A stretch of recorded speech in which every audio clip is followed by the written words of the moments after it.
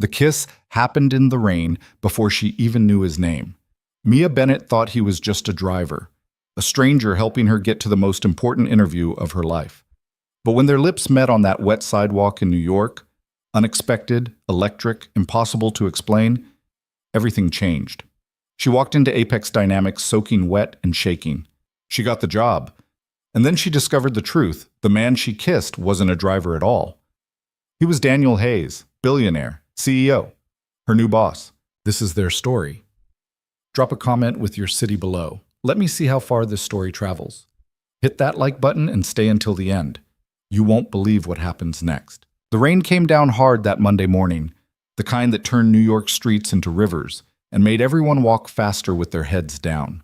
Mia Bennett stood under the broken awning of a coffee shop on Fifth Avenue, trying to keep her resume dry inside a plastic folder that was already cracked at the corners. She'd bought it 3 years ago, back when she still believed things would get better. They hadn't. Her phone buzzed. She pulled it from her coat pocket. The screen cracked in a spiderweb pattern across the top left corner. Interview at 9 a.m. Apex Dynamics. 52nd floor. Don't be late. She checked the time. 8:47. Damn it. She stepped out into the rain, holding the folder over her head like it would do anything. Her shoes were already soaked through. The heel on her left pump was loose, clicking unevenly against the pavement as she half walked, half ran toward the address she'd memorized last night. Apex Dynamics. The name alone made her stomach turn. She'd applied on a whim, late one night after another rejection email, another unpaid bill, another call from a landlord who didn't care that she was trying. The application process had been brutal. 3 rounds of emails, 2 phone screenings, and a personality test that felt designed to weed out anyone who'd ever struggled. But somehow, she'd made it to the final interview. She didn't know why.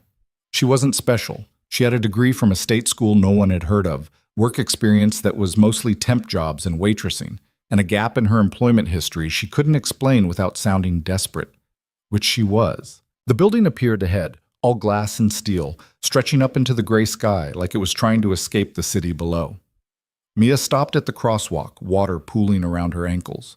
She looked down at herself, cheap coat, wrinkled blouse, skirt that was too tight because she'd lost weight she couldn't afford to lose. She didn't belong here, but she was out of options. The light changed. She stepped into the street. That's when the car appeared. It came out of nowhere, a sleek black sedan that swerved around a taxi and headed straight toward her. Mia froze. Her brain screamed at her to move, but her legs wouldn't respond. The car's horn blared. She saw the driver's face through the windshield, eyes wide, hands jerking the wheel. Then someone grabbed her. Strong hands wrapped around her waist and yanked her backward, pulling her out of the street just as the car blasted past, close enough that she felt the spray of water from its tires. She stumbled, her folder flying from her hands, resumes scattering across the wet pavement. "Jesus Christ, are you okay?" The voice was low, rough, urgent. Mia blinked rain out of her eyes and turned. The man holding her was tall, dark-haired, maybe early 30s. He wore a gray sweater under a black jacket, jeans that actually fit, and boots that looked expensive but not flashy. His face was sharp, strong jaw, dark eyes, the kind of face that would have been handsome if it wasn't currently filled with concern. Yeah, I'm fine." Mia pulled away from him, suddenly aware of how close they were standing. "I'm sorry, I wasn't looking. That guy wasn't looking either." The man glanced after the car, which had already disappeared into traffic. "You sure you're okay?" "I'm fine. Really." Mia turned and saw her resumes scattered across the sidewalk, soaking in puddles. "Oh no, no, no, no." She dropped to her knees and started grabbing them, but the paper was already ruined, the ink bleeding into unreadable smears. Her hands were shaking. She couldn't tell if it was from the cold or the adrenaline or the fact that she'd just lost the only copies she had. "Hey," the man crouched beside her. "Let me help." "They're ruined." Mia's voice cracked. She shoved the wet papers into her folder anyway, like it mattered. "I needed these. I have an interview in—" She checked her phone. 8 minutes. I'm not going to make it." "Where's the interview?" "Here. This building." She gestured at the tower above them. 52nd floor. I can't show up without a resume. I can't— "Well, you can." The man stood and held out his hand. "Come on." Mia looked up at him. "What?" I'm going to the same building. I'll drive you. You don't have to. You just almost got hit by a car. Let me drive you. There was something in his voice that didn't leave room for argument. Mia took his hand and let him pull her to her feet. Her legs felt unsteady. Her heart was still hammering in her chest. My car's right there. He nodded toward a black SUV parked half a block away. Not flashy, not a limo. Just nice. The kind of car someone with money, but not money, would drive. Mia hesitated. I don't even know your name. Daniel. He smiled, and for the first time she noticed the tiredness in his eyes, like he hadn't slept in a while. And you are? Mia. Nice to meet you, Mia. Now get in the car before you're late. She should have said no. She should have thanked him and walked away, found another copy shop, printed new resumes, shown up late and apologized. But she was cold and wet and running out of time, and Daniel was already walking toward the SUV like it was decided. Mia followed. The interior of the car was warm, leather seats soft beneath her.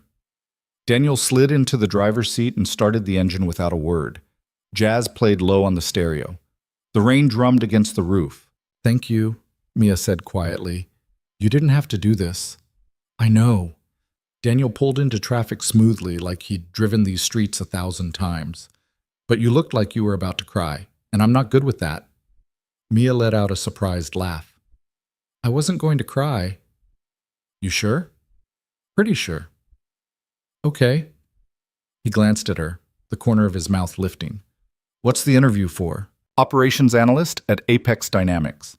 She said the name like it was a test, waiting to see if he'd recognize it. He didn't react. That's a good company. You know it? I've heard of it. His voice was careful, neutral. What do they do? Tech solutions mostly, corporate consulting. They work with Fortune 500 companies. Mia realized she was repeating the website verbatim. I don't know much beyond that, I just need the job. Why? The question caught her off guard. Why do I need the job? Yeah. Mia stared out the window at the rain-blurred city. Because I'm about to get evicted. Because I haven't had health insurance in 2 years. Because I'm tired of barely surviving. She paused. That honest enough for you? Daniel didn't answer right away. When he did, his voice was softer. Yeah, that's honest. They drove in silence for a moment. Mia watched the streets pass, the buildings getting taller, the people walking faster. Everyone in New York was always rushing somewhere. She used to be one of them, back when she had somewhere to rush to. Can I ask you something? Daniel said. Sure. Why'd you freeze back there? In the street. Mia closed her eyes. I don't know. I saw the car coming and I just couldn't move. It was stupid. It wasn't stupid. It happens. He turned onto 52nd Street. Fear does that sometimes. Makes you freeze when you should run. You sound like you know from experience. Maybe. The building appeared ahead, impossibly tall. Daniel pulled up to the curb in front of the main entrance, where a doorman stood under a gold-trimmed awning. Mia's stomach dropped. This is you, Daniel said. Mia looked at the building, then down at herself. Her clothes were still damp, her hair was a mess. She had no resume, no portfolio, nothing to prove she was worth their time. I can't do this, she whispered. Yes, you can. You don't know that. I know you got this far. Daniel turned to look at her fully. That means something. Mia met his eyes. They were dark brown, almost black, and there was something in them she couldn't name. Not pity, not sympathy. Something else, something like recognition. What if I mess it up? She asked. Then you mess it up, but at least you tried. It was such a simple answer, so obvious, but somehow hearing it from him made it feel possible. Okay. Mia took a breath. Okay. She reached for the door handle. Daniel's hand landed on her arm, stopping her. Mia. She turned back. Good luck. His hand was still on her arm. Warm. Steady. And maybe it was the adrenaline, or the fear, or the fact that she'd almost died 5 minutes ago and nothing felt real anymore. But Mia leaned across the console and kissed him. It wasn't planned. It wasn't smart. But his lips were soft, and he tasted like coffee, and something else she couldn't name. And for exactly 3 seconds, the world stopped spinning. Then she pulled back, her face burning. I'm sorry, I don't know why Daniel stared at her. His expression was unreadable. I have to go.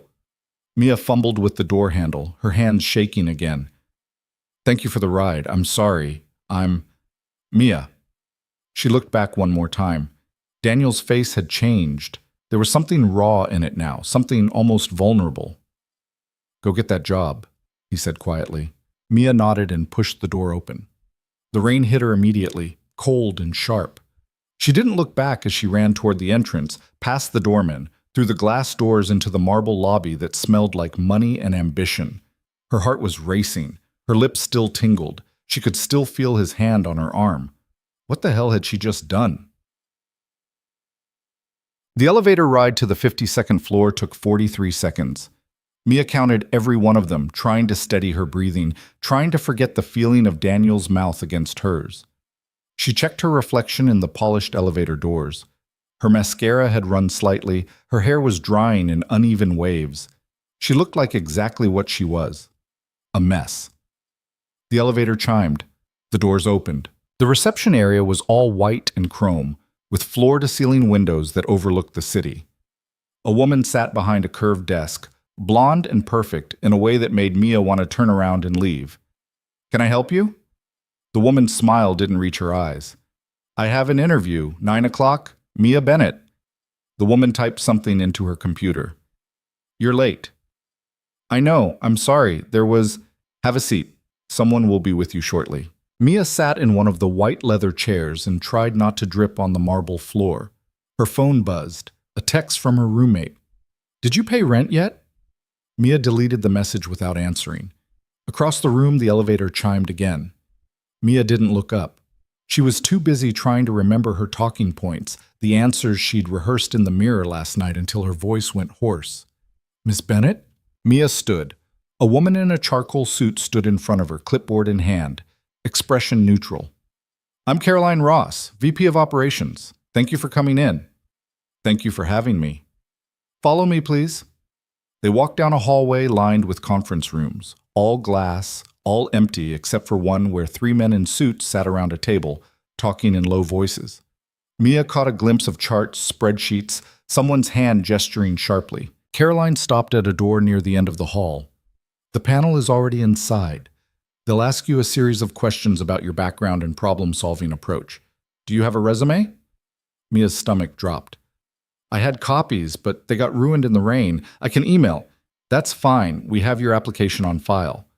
Caroline opened the door. Ready? No.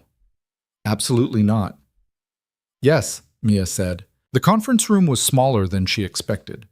3 people sat on the far side of a long table. A man in his 50s with gray hair and tired eyes, a younger woman with red-framed glasses, and another man who looked fresh out of business school. Ms. Bennett, the older man said, gesturing to the empty chair across from them. Please sit. Mia sat. Her hands were clasped so tightly in her lap that her knuckles ached. I'm Robert Chen, Director of Analytics. This is Amanda Park, Senior Analyst, and James Wu, Operations Manager. We've reviewed your application and we're impressed with your background, but we have some concerns. Of course they did. Your employment history shows significant gaps, Amanda said, flipping through papers Mia couldn't see. Can you explain those? This was the question Mia had been dreading, the one she'd practiced answering 100 times, trying to find the balance between honesty and professionalism. I was caring for my mother, Mia said. She had early onset Alzheimer's. I took time off to be her primary caregiver until she passed 2 years ago. The room went quiet. Amanda's expression softened slightly. Robert nodded. I'm sorry for your loss, Robert said. Thank you. And since then? James asked. You've been working temp positions. Why not pursue something permanent? Because no one would hire me. Because every interview ended the same way, with polite smiles and promises to be in touch that never materialized. Because I started to believe I wasn't worth hiring. I needed flexibility while I sorted out my mother's estate and my own finances, Mia said instead. But I'm ready now. I'm looking for stability, for a place where I can contribute long term. It sounded rehearsed because it was, but it was also true. Amanda leaned forward. Why Apex? Because you're growing, because your client list is impressive and your reputation is solid, and because I need a challenge. Mia paused. I've spent the last few years just trying to survive. I want to do more than that now. Robert exchanged a glance with Amanda. Something passed between them, some silent communication Mia couldn't read. Let's talk about problem solving, Robert said. Give me an example of a time you had to make a difficult decision with limited information. Mia's mind went blank. She'd prepared for this question. She had examples ready, stories from her temp jobs that she'd polished until they sounded impressive.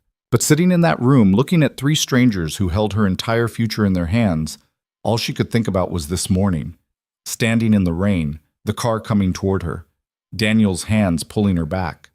The kiss. This morning, Mia heard herself say, I almost got hit by a car. The panel stared at her. I froze. I saw it coming and I couldn't move. Someone pulled me out of the way and probably saved my life. And afterward, all I could think was that I'd ruined my only copies of my resume and I was going to be late and I'd already failed before I even got here. She was rambling. She needed to stop, but the words kept coming. And then the person who saved me offered me a ride, and I had to decide whether to trust a complete stranger or show up late on my own. I chose to trust him. I got in his car. I made it here on time, even though I still don't have a resume, and I probably look like I swam here. Mia took a breath. So I guess the decision was whether to trust someone I didn't know, with limited information and no guarantee it would work out.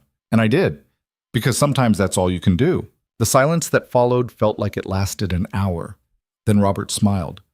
That's a good answer, he said. The rest of the interview blurred together. They asked about her technical skills, her experience with data analysis, her familiarity with their software systems. Mia answered as best she could, drawing on every temp job, every night course she'd taken online, every skill she'd taught herself because she couldn't afford real training. When it was over, Caroline walked her back to the elevator. You'll hear from us within a week, Caroline said. Thank you. Mia stepped into the elevator. The doors closed. She sagged against the wall and closed her eyes. She had no idea if she'd gotten the job, but she'd shown up. She'd tried. That had to count for something.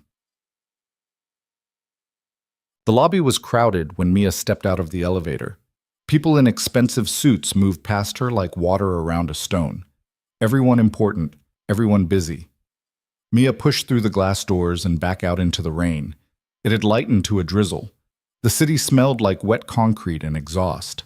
Mia stood under the awning and pulled out her phone to call a car she couldn't afford. Mia. She turned. Daniel stood a few feet away, hands in his pockets, rain darkening his shoulders. He looked different somehow. More solid, more real. You waited? Mia asked. I wanted to make sure you were okay. I'm fine. The interview was… I don't know. I think I said too much. Doubt it. Daniel stepped closer. You hungry? What? It's almost 10. Have you eaten? Mia tried to remember. Not since yesterday. Daniel's expression flickered. Come on. Where? There's a diner 2 blocks from here. Best coffee in the city. I can't. I need to get home and start applying to other places in case this doesn't work out. It'll work out. You don't know that. No, Daniel admitted. But you should eat anyway. Mia should have said no. She should have thanked him again and left, put distance between herself and whatever this was. But she was hungry and tired and still buzzing from the interview, and Daniel was looking at her like she mattered. Okay, she said. 1 coffee. They walked side by side through the drizzle, not talking, just moving. The diner was exactly what Daniel promised. Small, warm, smelling like bacon and maple syrup. They slid into a booth near the back. A waitress appeared with menus and coffee without being asked. You come here a lot? Mia asked. Sometimes, when I need to think. What do you do? For work, I mean. Daniel's hand tightened around his coffee mug. I'm in management. Nothing interesting. Everyone says that when their job is either very boring or very important. Maybe it's both. They ordered. Pancakes for Mia, toast for Daniel. The food arrived fast. Mia realized halfway through her first bite that she was starving, that she'd been starving for longer than she wanted to admit. She ate without talking, without pretending to be polite. Daniel watched her with something like amusement. What? Mia asked around a mouthful of pancake. Nothing.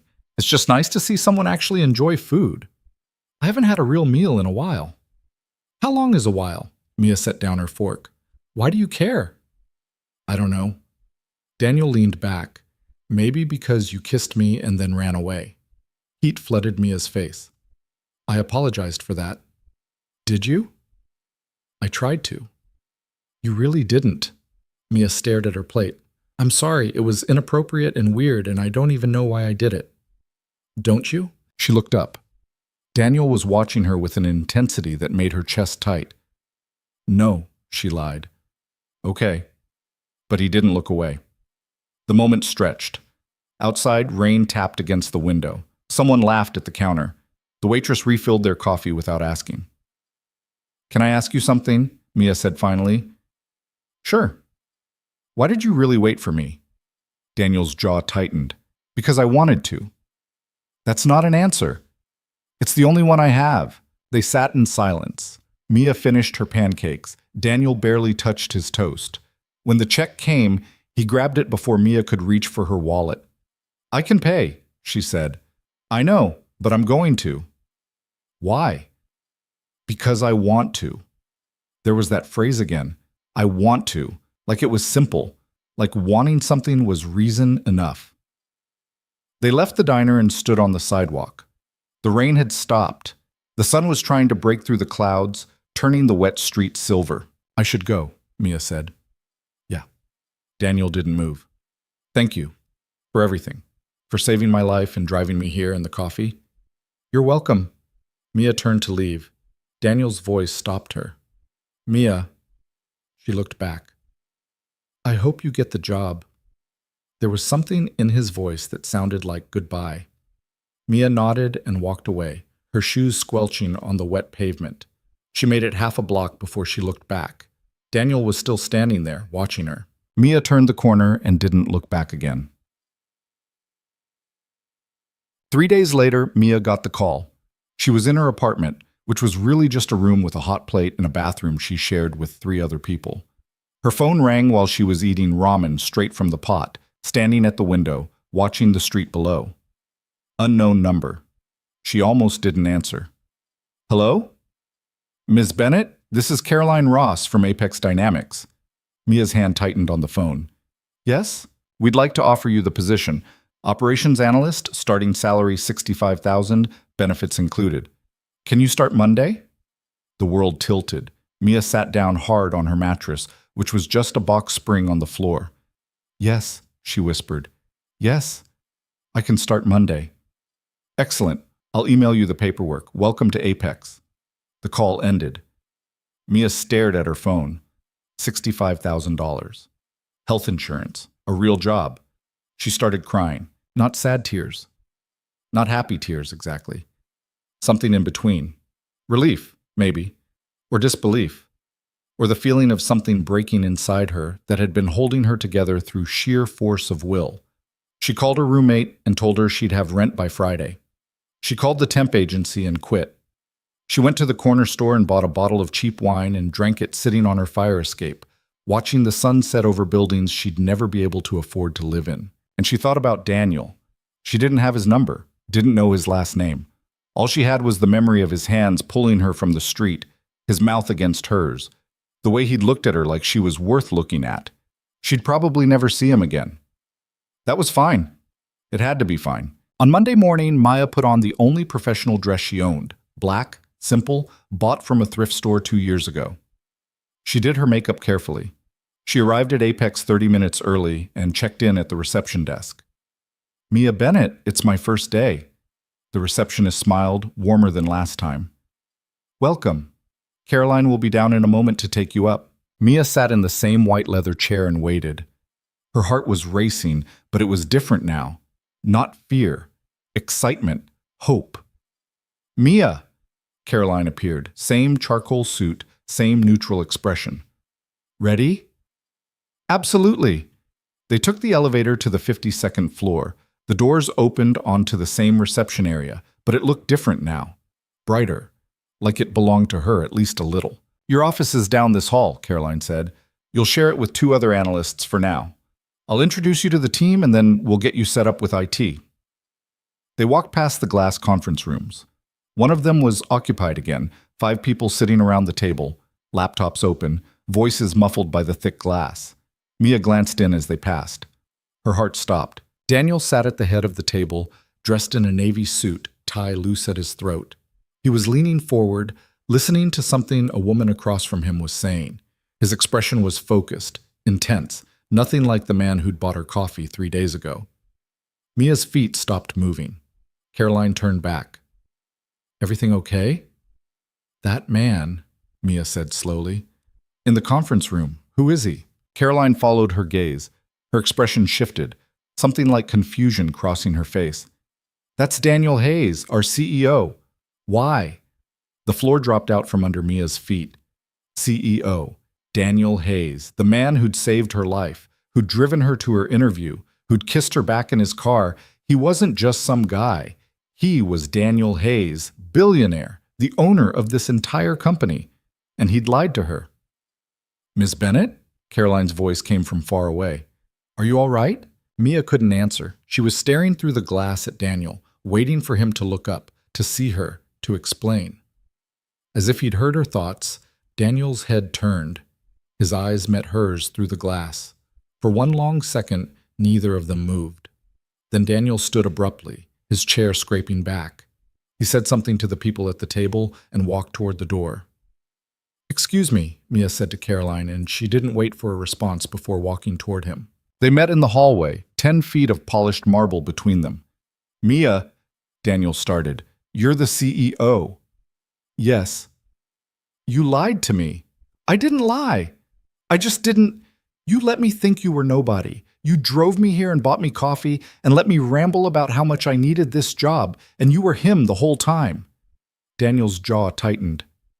"I wanted to tell you." "When? After I started working here?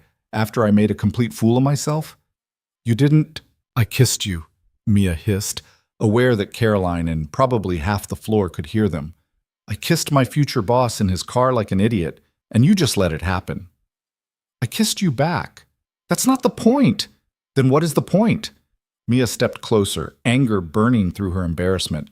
"The point is that you had all the power and I had none, and you didn't think I deserved to know who you were."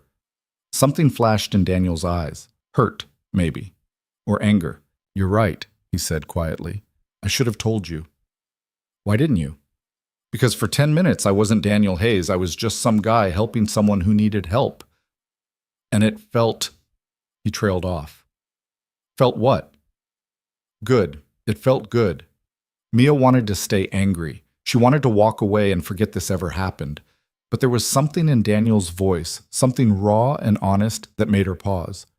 "I can't work here," she said finally. "What?" "If you're my boss, I can't work here. It's a conflict of interest. I'm not your boss. You report to Robert Chen.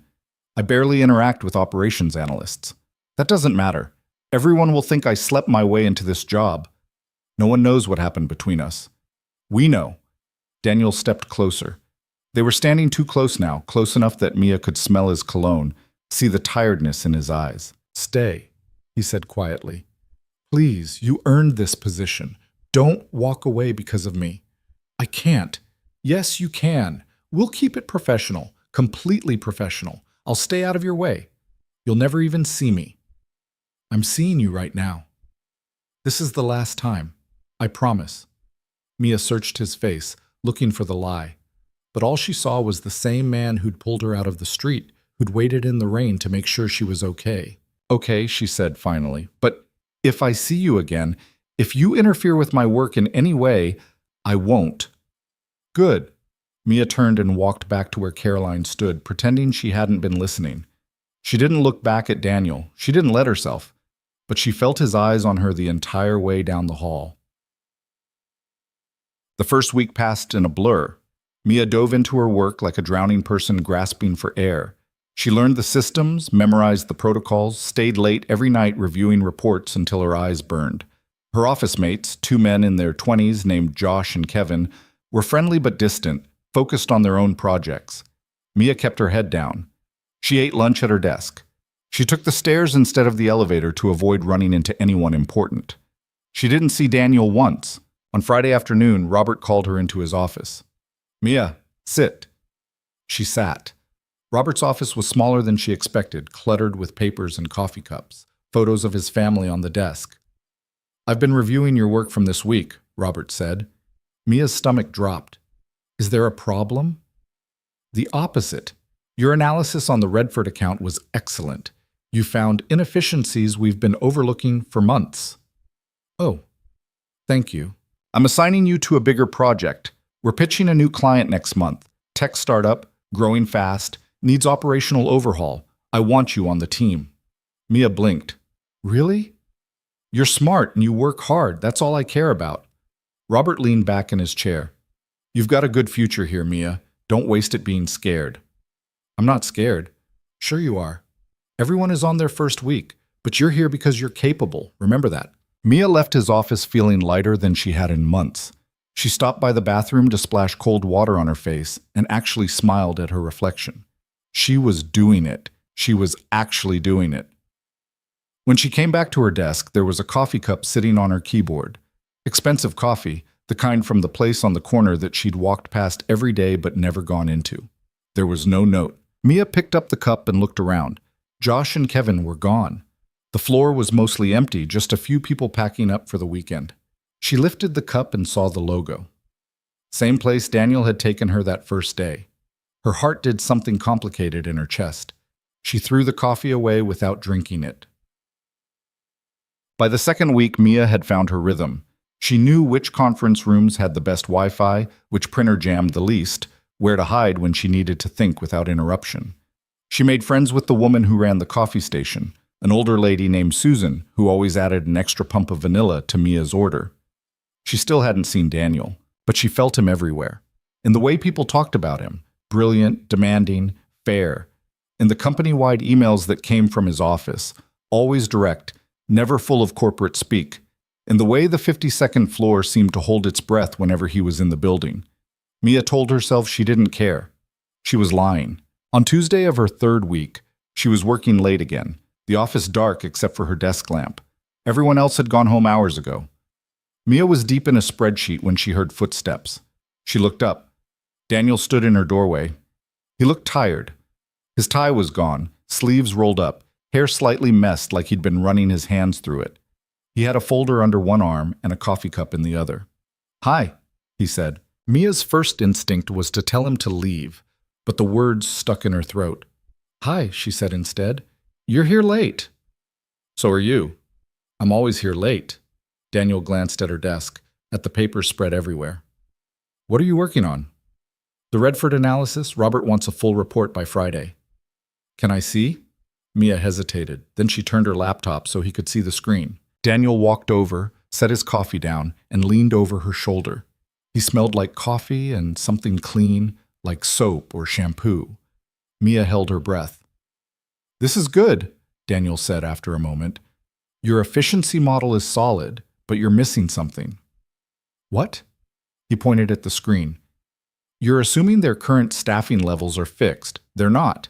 If you reduce redundant positions and reallocate resources, you can increase output by another 15%. Mia looked at where he was pointing. He was right. She'd been so focused on optimizing the existing structure that she hadn't considered restructuring entirely. "How did you see that so fast?" she asked. Daniel smiled.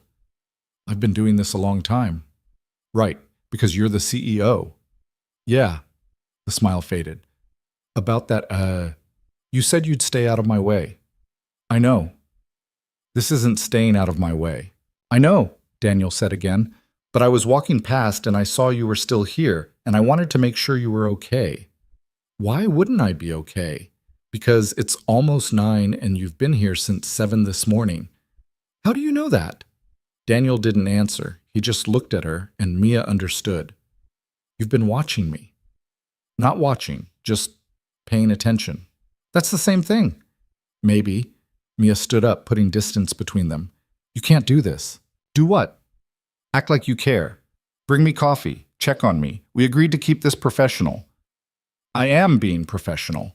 "No, you're not. Professional would be ignoring me completely." "I tried that." Daniel's voice was rough. "It didn't work." The air in the room shifted. Mia felt it, that same electric pull from the car, from the diner. dangerous, impossible. Daniel, I haven't been able to stop thinking about you, he said quietly. Since that morning, since you kissed me and ran away, I know I should. I know this is complicated and inappropriate and probably a dozen other things, but I can't. Mia's heart was hammering. You're my boss. Technically, I'm not. You own the company. That's different. Not to everyone else. Daniel stepped closer. I don't care about everyone else. You should. I should. But Mia didn't move away. Tell me you haven't thought about it, Daniel said. About that morning. About what might have happened if things were different. Mia wanted to lie. She should lie. I have, she whispered. Daniel's expression cracked.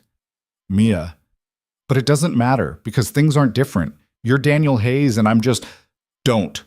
His voice was sharp. Don't finish that sentence. Why not? It's true. No, it's not. Daniel was close enough now that Mia could feel the heat coming off him. You're brilliant and stubborn and real in a way most people aren't. You don't smile unless you mean it. You work harder than anyone on this floor. And when you kissed me, it was the first time in years I felt like a person instead of a position. Mia couldn't breathe. Daniel, I know this is a bad idea. I know I should walk away, but I can't. Not without knowing if you feel it too. Feel what? This. He kissed her. It wasn't like the first time, rushed and rain-soaked and desperate. This was deliberate. His hand cupped her face, thumb brushing her cheek. His lips were soft and sure, tasting like coffee and something darker. Mia's hands found his shirt, gripping the fabric, pulling him closer. It was a bad idea. It was reckless and stupid and exactly what she'd told herself wouldn't happen. She kissed him back anyway. When they finally broke apart, both breathing hard, Daniel rested his forehead against hers. Tell me to stop, he whispered. Mia closed her eyes. I can't. Why not? Because I don't want you to. They stood there, tangled together in the dark office, and Mia knew with absolute certainty that nothing would be simple after this. But maybe simple was overrated. Daniel pulled back first, his hand still against Mia's face, his breathing uneven. The office felt smaller suddenly, the walls too close, the air too warm. Mia's fingers were still twisted in his shirt, and she forced herself to let go, to step back, to put space between them before she forgot why this was a terrible idea. We can't do this here, she said, her voice shaky. I know. Daniel ran a hand through his hair. I know. I'm sorry. I shouldn't have. Don't apologize. Mia pressed her palms against her eyes, trying to think clearly. We need rules. If this is going to happen, we need rules. What kind of rules? I don't know. Normal ones, like not at work, never at work. Okay? And no one can know. Not yet. Maybe not ever. I can't have people thinking I'm sleeping my way up. Daniel's jaw tightened. No one would think that. Yes, they would. You know they would. Mia looked at him. I need this job, Daniel. I need people to respect me here. If they find out about us, that's over. So we keep it quiet. Can you do that? Can you actually do that? Yes. There was no hesitation in his voice. What about outside work? What does this even look like? Daniel was quiet for a moment. I don't know. I haven't done this in a long time. Done what? Dated someone. Wanted to date someone. He met her eyes. I have a son, Mia. He's 6.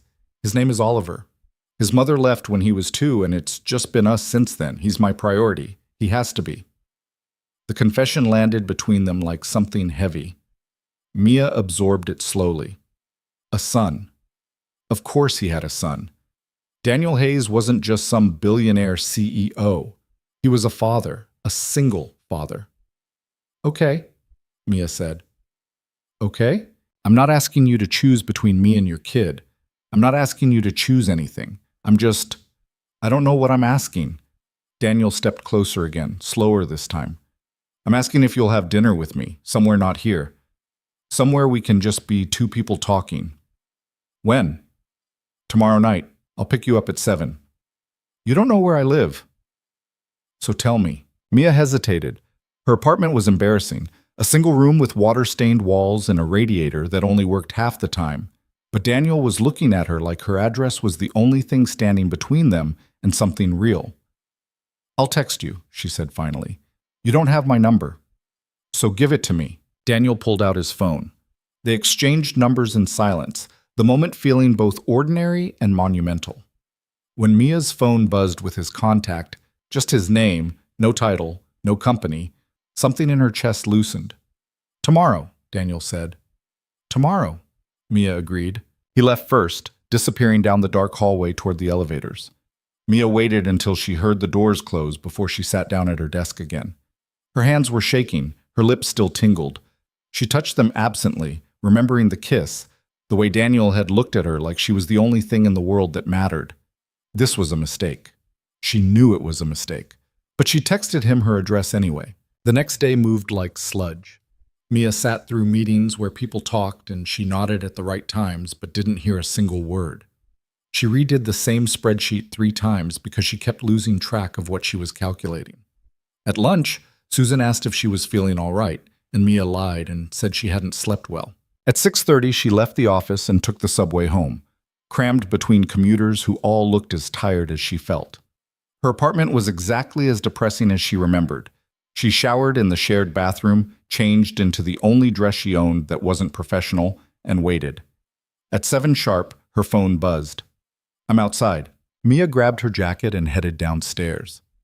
Daniel's SUV was parked in front of a fire hydrant. He got out when he saw her, came around to open her door.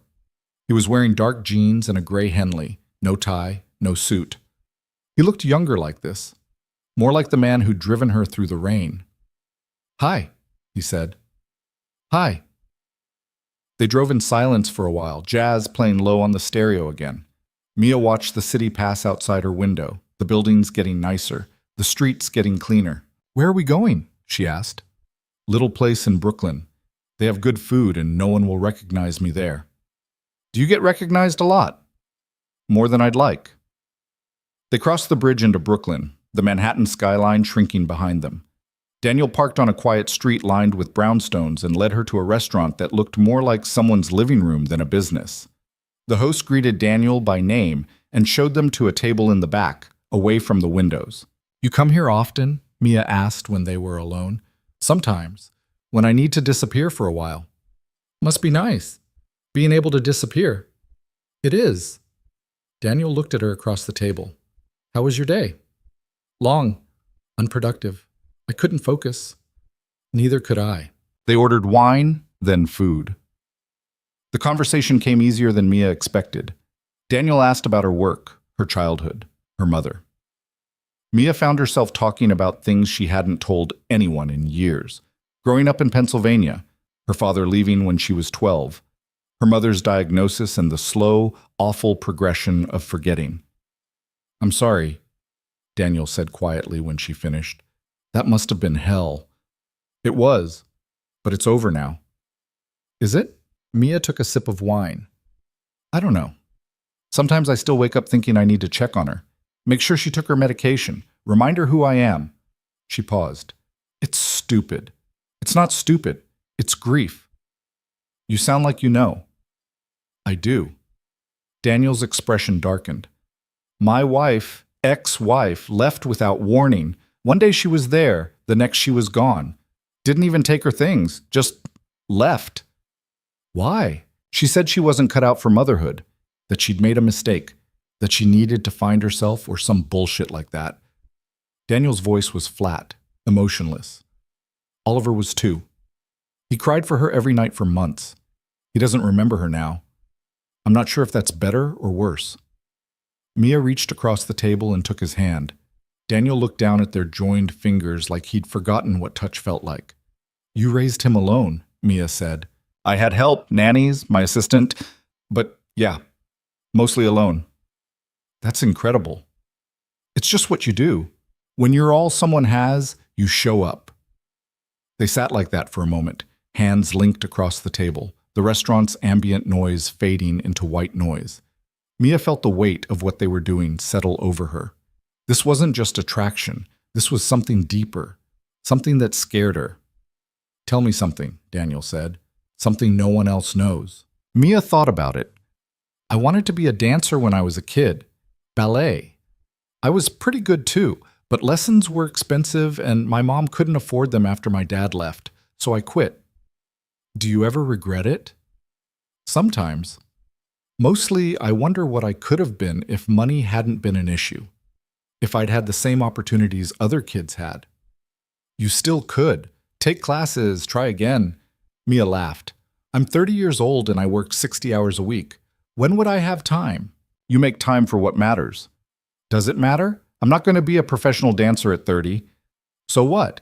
Do it because you love it, not because it'll lead somewhere. It was such a simple statement, so obvious. But Mia had spent so long surviving that she'd forgotten what it felt like to do something just because it made her happy. What about you? She asked. What did you want to be? A pilot. I wanted to fly planes. Why didn't you? My father had other plans. He built Apex from nothing, and he wanted me to take over. So I did. Daniel pulled his hand back, picked up his wine glass. I don't regret it, but sometimes I think about what it would have been like to just go. Leave everything behind and see where I ended up. Why don't you? I have responsibilities, a company, a son. So you're trapped. Daniel looked at her sharply. I didn't say that. You didn't have to. They finished dinner slowly. The conversation shifted to lighter things. Movies they'd seen, books they'd read, places they wanted to travel. Daniel told her about taking Oliver to the park every Sunday, how his son was obsessed with dinosaurs and refused to wear anything but sneakers. Mia told him about the time she accidentally locked herself out of her apartment and had to climb through a window in front of her entire building. When the check came, Daniel paid before Mia could argue. They walked back to the car in comfortable silence, the Brooklyn streets quiet and tree-lined. Daniel opened her door again, and Mia slid inside, watching him walk around to the driver's side. Thank you, she said when he got in. For tonight. For all of this. You don't have to thank me. I want to. Daniel started the engine but didn't put the car in drive. Instead, he turned to look at her. Can I ask you something? Sure. What do you want from this? From me? Mia took a breath. I don't know. I haven't thought that far ahead. Do you want to? Want to what? Think ahead. Plan for something that might last longer than a few dinners. The question hung between them. Mia's first instinct was to say no, to protect herself, to keep this casual and temporary. But looking at Daniel now, at the vulnerability in his face, she couldn't lie. Yes, she said quietly. I do. Something shifted in Daniel's expression. Relief, maybe. Or hope. Good, he said. Because so do I. He drove her home. They didn't talk much, just listened to the music and the sound of the city passing by. When they pulled up in front of Mia's building, Daniel put the car in park but left the engine running. I want to see you again, he said. When? Tomorrow, the day after. Every day if you'll let me. Mia smiled. I work for you, remember? You see me every day. That's not what I mean. I know. She reached for the door handle. Text me. Wait. Mia turned back. Daniel leaned across the console and kissed her, soft and slow, like they had all the time in the world. When he pulled away, Mia's head was spinning. Good night, Mia. Good night. She got out of the car and walked to her building without looking back, but she felt his eyes on her until she disappeared inside. Over the next 2 weeks, they fell into a rhythm. Daniel would text her in the mornings. Nothing romantic, just small things. Coffee order? Or how'd you sleep? Mia would respond between meetings, hiding her phone under her desk like a teenager. At work, they were careful. Professional. Daniel rarely came to her floor, and when he did, he barely glanced her way. But Mia felt him watching sometimes, felt the weight of his attention even when they were in different rooms. They had dinner 3 more times, different restaurants, always in Brooklyn or Queens, always somewhere quiet. Daniel told her about his childhood, growing up with a father who measured love in quarterly reports. Mia told him about the summer she spent working at a beach resort, the friends she'd lost touch with, the version of herself she'd left behind when her mother got sick. On their 4th date, Daniel took her to his apartment. It was in Tribeca, high floor, floor-to-ceiling windows overlooking the Hudson. The space was massive, but somehow felt lived in. Toys scattered across the floor, drawings taped to the fridge, a child's laughter echoing from somewhere deeper in the apartment. "Oliver's here," Daniel said, almost apologetic. "My nanny had a family emergency. I hope that's okay." Of course. A small boy came running around the corner, dark hair like his father's, eyes bright with excitement. He stopped when he saw Mia, suddenly shy. "Oliver, this is Mia. She's a friend of mine. Mia, this is Oliver." "Hi, Oliver," Mia said, crouching down to his level. Oliver studied her seriously. "Do you like dinosaurs?" "I don't know much about them, but I'd like to learn." That was apparently the right answer. Oliver grabbed her hand and pulled her toward his room, chattering about velociraptors and T-Rexes and something called an ankylosaurus. Mia let herself be led, glancing back at Daniel, who stood in the hallway looking stunned. They spent the next hour on Oliver's bedroom floor, building elaborate dinosaur habitats out of blocks and action figures. Oliver was smart and funny and completely unfiltered, asking Mia questions about everything from her job to whether she'd ever seen a real dinosaur skeleton. When bedtime came, he hugged her without being asked and made her promise to come back. "I like her, Dad," Oliver announced before Daniel could close his bedroom door. "She's nice." Daniel came back to the living room where Mia was waiting, still sitting on the couch, her shoes kicked off, feeling more relaxed than she had in months. "I'm sorry," Daniel said. "He can be a lot. He's perfect." "He really is." Daniel sat beside her, close but not touching. "He doesn't usually warm up to people that fast." "Maybe I'm special." "You are." The words were simple, but the way Daniel said them made Mia's chest tight. She turned to look at him and found him already watching her. "This is real, isn't it?" she said quietly. "This isn't just, I don't know, a fling or whatever. Do you want it to be?" "No." "Then it's not." Daniel reached for her hand. "I meant what I said. I want this. I want you. For as long as you'll have me." Mia kissed him. Not desperate this time, not rushed, just steady and sure, the kind of kiss that meant something beyond the moment. Daniel pulled her closer and Mia went, fitting herself against him like she belonged there. They stayed like that for a long time, wrapped up in each other on the couch, the city glittering outside the windows. When Mia finally pulled back, Daniel's eyes were dark. "Stay," he said. "I can't. Oliver's here. He's asleep, and I have guest rooms." "Daniel, I'm not asking you to sleep with me. I'm asking you to stay. Just be here. With me." Mia should have said no. She should have gone home, kept some distance, not let this get too serious too fast. But Daniel was looking at her like she was the answer to a question he'd been asking for years. "Okay," she said. "I'll stay." Daniel showed her to the guest room, brought her a t-shirt to sleep in, left her alone to get settled. Mia changed and climbed into the bed, which was easily the most comfortable thing she'd ever laid on. She checked her phone. 2 texts from her roommate asking about rent, 3 emails from work, 1 message from Daniel. "Thank you for staying." Mia smiled and didn't respond. She turned off the light and closed her eyes, listening to the sounds of the apartment settling around her. She'd just started to drift off when she heard a soft knock. "Come in." Daniel pushed open the door. He was wearing sweatpants and a t-shirt, his hair messy, his feet bare. "I can't sleep," he said, "so come here." Daniel crossed the room and climbed into bed beside her. Mia turned to face him, and he wrapped his arms around her, pulling her against his chest. They didn't talk, didn't kiss, just held each other in the dark, breathing in sync. "I'm falling for you," Daniel whispered against her hair. "I need you to know that." Mia closed her eyes. "I know. I'm falling for you too." They fell asleep like that, tangled together, and when Mia woke up in the morning, Daniel was still there. At work, nothing changed. They were still careful, still professional, but Mia felt the difference. She caught Daniel watching her during a company-wide meeting and had to look away to keep from smiling. She saw him in the elevator once, and they rode down 30 floors in silence, both of them staring straight ahead, both of them painfully aware of the 6 inches of space between them. Robert pulled her into his office one afternoon, 3 weeks after her first date with Daniel. "You're doing exceptional work," Robert said.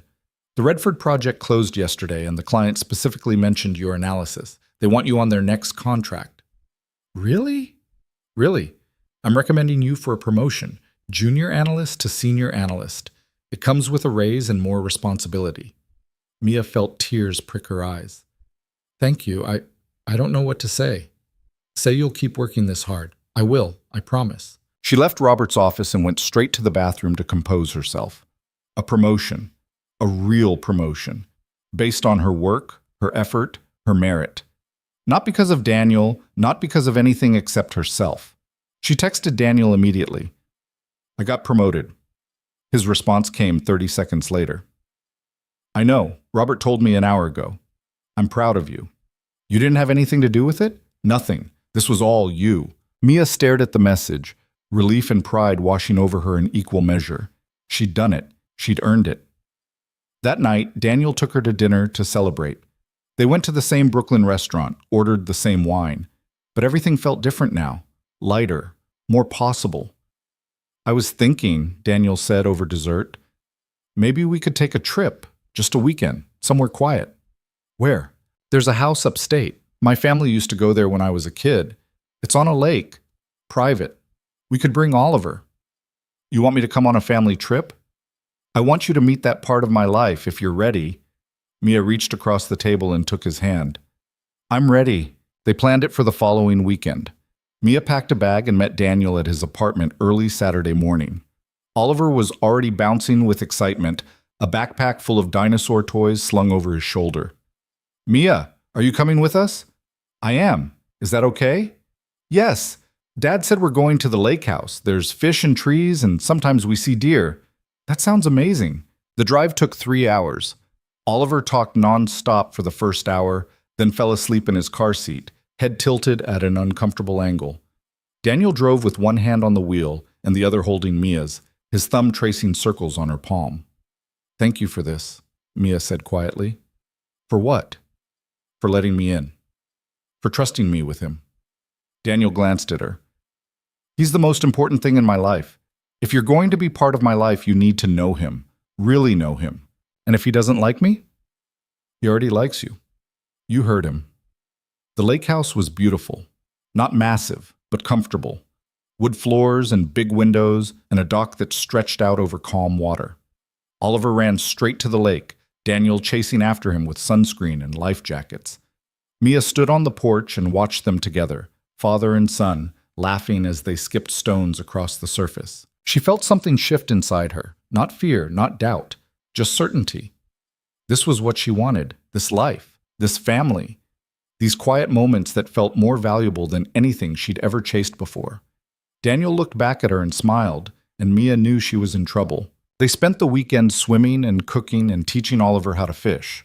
At night, after Oliver went to bed, Daniel and Mia sat on the dock with their feet in the water, talking about everything and nothing. On the last night, Daniel kissed her under the stars and told her he was in love with her. Mia kissed him back and said, I love you too. It should have been perfect. And for a while it was. But back in the city, reality started creeping in. People at work began to notice. Not that Daniel and Mia were together, they were still careful about that. But they noticed the way Mia's career was accelerating. The promotions, the high-profile projects, the way Robert seemed to favor her over analysts who'd been there longer. Must be nice, Josh muttered one day when Mia got assigned to another major account. Having connections. I don't have connections. Sure you don't. Kevin didn't say anything, but Mia saw the way he looked at her. Like she was cheating somehow. Like she didn't deserve what she'd earned. She tried to ignore it, tried to focus on her work, on proving herself. But the whispers followed her. In the break room. In the bathroom. Everywhere she went, she felt people watching, judging, waiting for her to fail. It got worse when Daniel appeared at a team meeting Mia was leading. He sat in the back, didn't say a word, just listened. But afterward, the rumors exploded. Did you see the way he looked at her? I heard they went to dinner together. Someone saw them leaving in the same car. Mia confronted Daniel that night at his apartment after Oliver was asleep. You can't do that, she said, pacing his living room. You can't just show up at my meetings. It was a company meeting. I have every right. I don't care about your rights. I care about my reputation. People are talking, Daniel. Let them talk. Easy for you to say. You're the CEO. I'm just... Don't. Daniel stood. Don't diminish yourself. You've earned everything you have. No one believes that. They think I'm sleeping my way to the top. Then prove them wrong. I'm trying, but it doesn't matter what I do if you keep... Mia stopped, pressing her hands to her face. I can't do this. I can't keep pretending we're nothing at work and everything outside of it. It's exhausting. Daniel crossed the room and pulled her hands away from her face. So let's stop pretending. What? Let's tell people. Make it official. Are you insane? That would make everything worse. How? Right now, people are speculating. If we're honest, there's nothing to speculate about. Daniel, if we go public, my career is over. Every achievement will be questioned. Every promotion will be because I'm dating you. Not if you're good enough that it doesn't matter. The words hit her like a slap. Mia pulled away.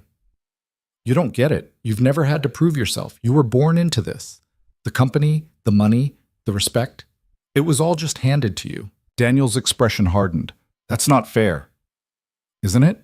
You have no idea what it's like to be underestimated every single day. To fight for every scrap of recognition. To know that no matter what you do, people will always find a reason to discredit you. You're right. I don't know what that's like, but I know what it's like to be lonely, to have everything and still feel empty. Until I met you. Mia's anger deflated. She sat down on the couch, suddenly exhausted. I don't know what to do. Daniel sat beside her. We'll figure it out. Together. What if we can't? Then we'll deal with that when it happens. But I'm not giving up on this. On us. Mia leaned against him and Daniel wrapped his arm around her. They sat in silence, the weight of the conversation settling between them. I'm scared, Mia admitted. Me too. What are we scared of? Daniel was quiet for a long time. Losing this. Losing you. Mia turned to look at him. You're not going to lose me. Promise? Promise. But even as she said it, Mia felt the lie between them. Because she wasn't sure she could promise anything. Not when the walls were closing in. Not when every day at work felt like a battle she was losing. 2 days later, everything fell apart. There was a corporate event. Annual gala, black tie, all the major clients and stakeholders.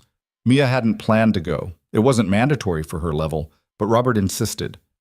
You're representing the team, he said, and the clients you've worked with want to meet you in person. So Mia bought a dress she couldn't afford and showed up at the Plaza Hotel feeling like an imposter. The ballroom was massive, chandeliers dripping crystal, champagne flowing like water. Everyone looked expensive and comfortable and like they belonged. Mia spotted Daniel across the room, surrounded by men in suits. He was wearing a tux, his face composed and distant. This was Daniel Hayes, CEO. Not the man who made her breakfast or played dinosaurs with his son or told her he loved her in the dark. She watched him work the room, shaking hands, laughing at jokes that probably weren't funny, being exactly who everyone expected him to be. And she realized she hated it. Mia found the bar and ordered wine. She made small talk with clients, smiled until her face hurt, pretended she wasn't watching Daniel out of the corner of her eye. He never looked at her once. An hour in, Mia was ready to leave. She'd done her duty, made her appearances. She was heading toward the exit when someone caught her arm. Mia Bennett? She turned. A woman in her 40s, perfectly styled, smile sharp as glass. Yes? I'm Catherine Wells, VP at Meridian Tech. I've heard wonderful things about your work. Thank you. I also heard you're very close with Daniel Hayes. Mia's stomach dropped. I work for his company, if that's what you mean. Is it? Catherine's smile didn't waver. Because I heard it's more than that. I don't know what you're talking about. Don't you? Because the way I hear it, you've been getting quite a lot of special attention. Promotions, high-profile projects, personal meetings with the CEO. Catherine leaned in. It's impressive, really. Most women take years to climb that ladder. You did it in weeks. Mia's face burned. My work speaks for itself. I'm sure it does, but it's always helpful to have friends in high places. Catherine walked away, leaving Mia standing alone, humiliated and furious. She looked across the room and finally, Daniel was looking back. Their eyes met. Mia waited for him to come over, to defend her, to do something. He turned away. Mia left the gala without saying goodbye to anyone. She walked out into the cold November air, her thin dress doing nothing against the wind cutting down Fifth Avenue. Her phone buzzed in her clutch, but she didn't look at it. She knew it was Daniel. She didn't care. The subway ride back to her apartment felt endless.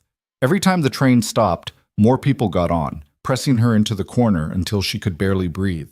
A drunk man leaned too close, and she shoved past him, got off 2 stops early just to escape. She walked the rest of the way, heels clicking against the pavement, arms wrapped around herself.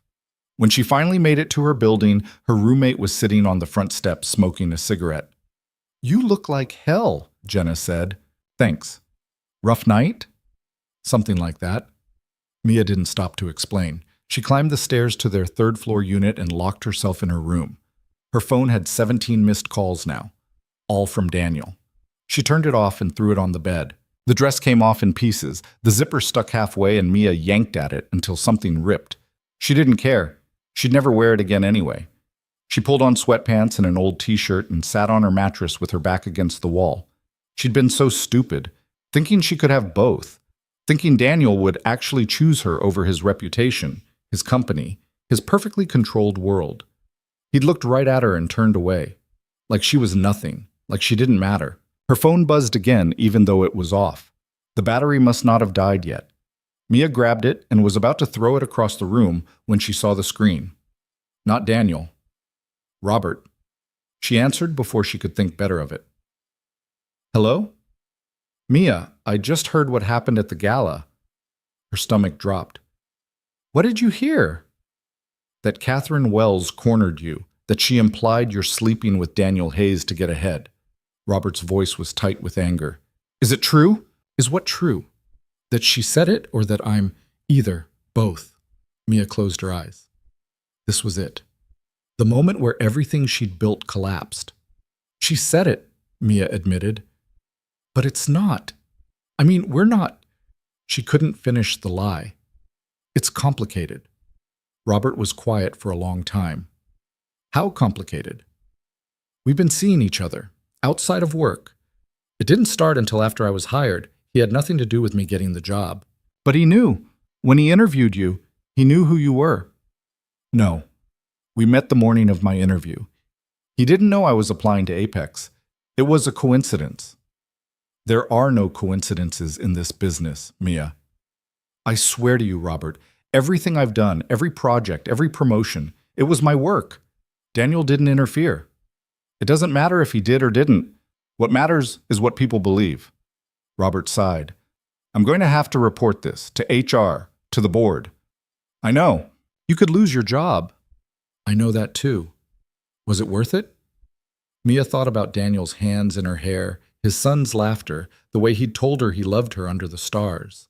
She thought about the lake house and the quiet mornings and the feeling of being seen for the first time in her life. "I don't know," she said honestly. Robert hung up without saying goodbye. Mia sat in the dark and waited. She didn't know what for. Maybe for Daniel to show up. Maybe for the world to end. Maybe for some sign that this wasn't the disaster it felt like. Her phone rang again. "Daniel." She declined the call. He tried 4 more times. Then the text started. "Mia, please, let me explain. I'm sorry. I'm so sorry. Please talk to me. I'm coming over." The last one made her stand up. She texted back quickly. "Don't, I mean it. Don't come here. I need to see you." "No, I need space. Mia." I said no. She turned her phone off for real this time and pulled the battery out just to be sure. Then she crawled under her thin blanket and tried to sleep. She didn't. She just laid there staring at the water stain on the ceiling, listening to sirens and her roommate's TV through the wall. Morning came gray and cold. Mia didn't go to work. She called in sick, actually sick, not just avoiding, and spent the day in bed, alternating between anger and numbness. By noon, Jenna knocked on her door. "There's a guy downstairs asking for you." Mia's heart jumped. "What does he look like?" "Tall, dark hair, expensive coat. Looks like he owns the building. Actually, he probably does own the building." "Tell him I'm not here." "I already did. He said he'll wait." "Let him wait." But 3 hours later, Mia looked out her window and saw Daniel's SUV still parked across the street. He was leaning against it, hands in his pockets, breath visible in the cold air. She watched him for 20 minutes. He didn't move. didn't check his phone. Just stood there like he had nowhere else to be. Finally, Mia grabbed her jacket and went downstairs. Daniel straightened when he saw her. His face was drawn, exhausted, like he hadn't slept either. "You shouldn't be here," Mia said. "I know. I told you not to come." "I know that too." Daniel took a step toward her. "But I needed to see you, to explain." "Explain what? That you're ashamed of me? That you'd rather protect your image than stand up for me?" "That's not what happened." "Then what was it?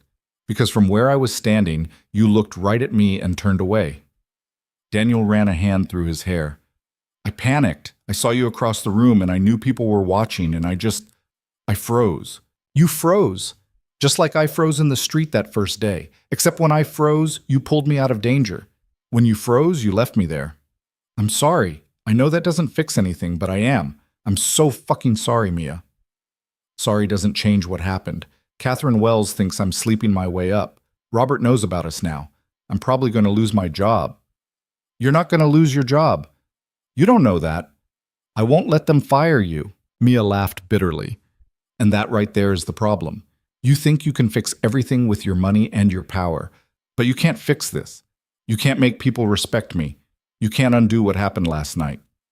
So what do you want me to do?" "I want you to leave me alone." Daniel looked like she'd hit him. "You don't mean that." "Yes, I do. We tried this. It didn't work. We were stupid to think it could." "Mia, we're from different worlds, Daniel. You have everything and I have nothing. That was always going to be a problem." "You're not nothing." "To them I am. To everyone at that gala, to Catherine Wells, to half the people at Apex, I'm just some girl who showed up out of nowhere and got lucky." Mia's voice cracked. "And maybe they're right." "They're not right. You're brilliant and hardworking, and you earned everything you have. Except I didn't, did I? Because the CEO was sleeping with me the whole time, so nothing I did matters. It's all tainted now." "That's not true." "It is true. And you know it. That's why you turned away last night. Because deep down you're ashamed of being with someone like me." "That is not why I turned away." Daniel's voice rose. "I turned away because I was trying to protect you. Because I thought if people saw us together, it would make things worse for you." "Well, congratulations. You made it worse anyway." They stood there on the freezing sidewalk, both of them breathing hard, both of them hurting. A taxi honked as it passed. Someone shouted from a window above them. "I love you," Daniel said quietly. "That hasn't changed." "Love isn't enough, not for this." "So what? We just give up?" "Yes." The word came out stronger than Mia felt. "We give up. We go back to being professional. We forget this ever happened." "I can't forget this. I can't forget you." "You're going to have to." Mia turned and walked back into her building without looking back. She made it to her apartment, closed the door, and slid down to the floor. Only then did she let herself cry. The next week was hell. Mia went back to work and felt every eye on her. People stopped talking when she walked into rooms. The whispers followed her everywhere. Josh and Kevin barely spoke to her. Robert called her into his office twice for informal discussions about workplace relationships and conflicts of interest.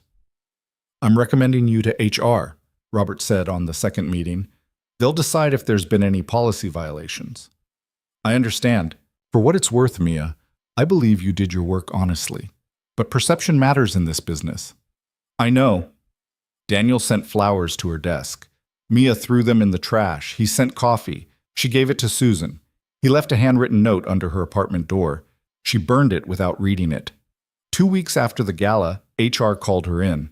The woman across the desk was 50-ish, professional, completely unreadable. "Ms. Bennett, we're conducting an investigation into your relationship with Mr. Hayes and whether it constitutes a conflict of interest or violation of company policy." "Okay. Can you confirm that you've been in a romantic relationship with Daniel Hayes?" "Yes." "And when did this relationship begin?" "About 6 weeks ago." "After you were hired?" "Yes." "Did Mr. Hayes have any involvement in your hiring?" "No. We met by chance the morning of my interview. He didn't know I was applying here." The woman made notes. "Did he have any involvement in your promotion?" "No, that was Robert Chen's decision." "Did Mr. Hayes ever give you preferential treatment?" Better assignments, access to information other employees didn't have, anything like that. Mia thought about the coffee, the lunches, the times Daniel had stopped by to check on her work. He gave me advice a few times, on projects, but nothing that affected my assignments or evaluations. I see. More notes. Ms. Bennett, I'm going to be frank with you. This situation is complicated. While we can't prove any direct policy violations, the optics are bad, very bad. I know. We're going to recommend that you either transfer to a different department where there's no reporting relationship to Mr. Hayes, even indirectly, or that you resign.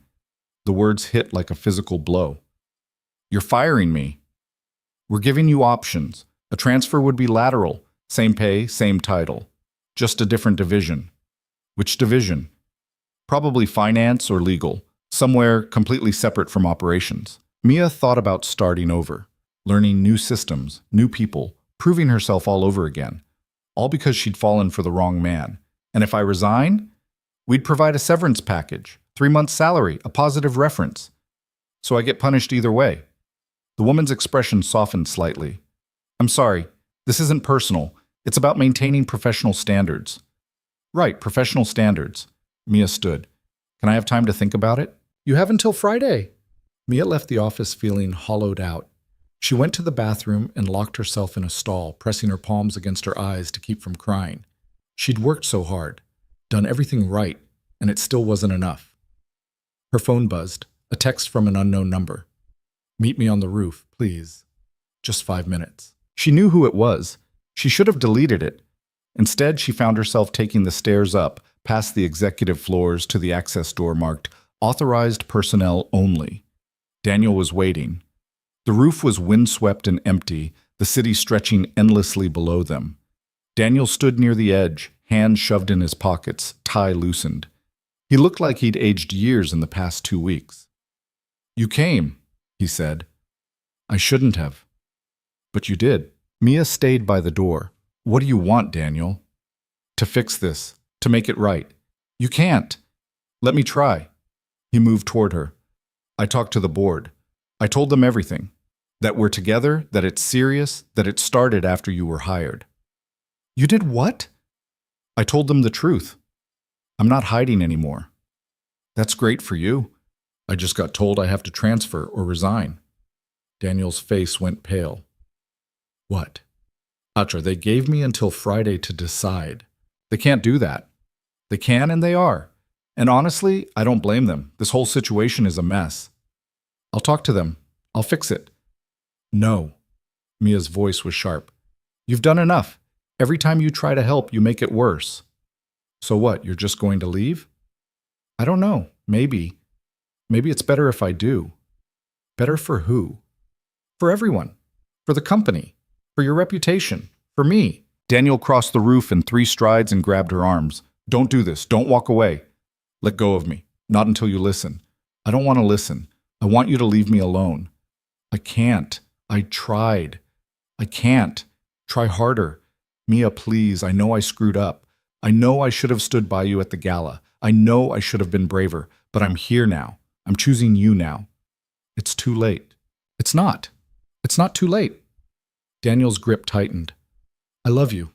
I'm in love with you.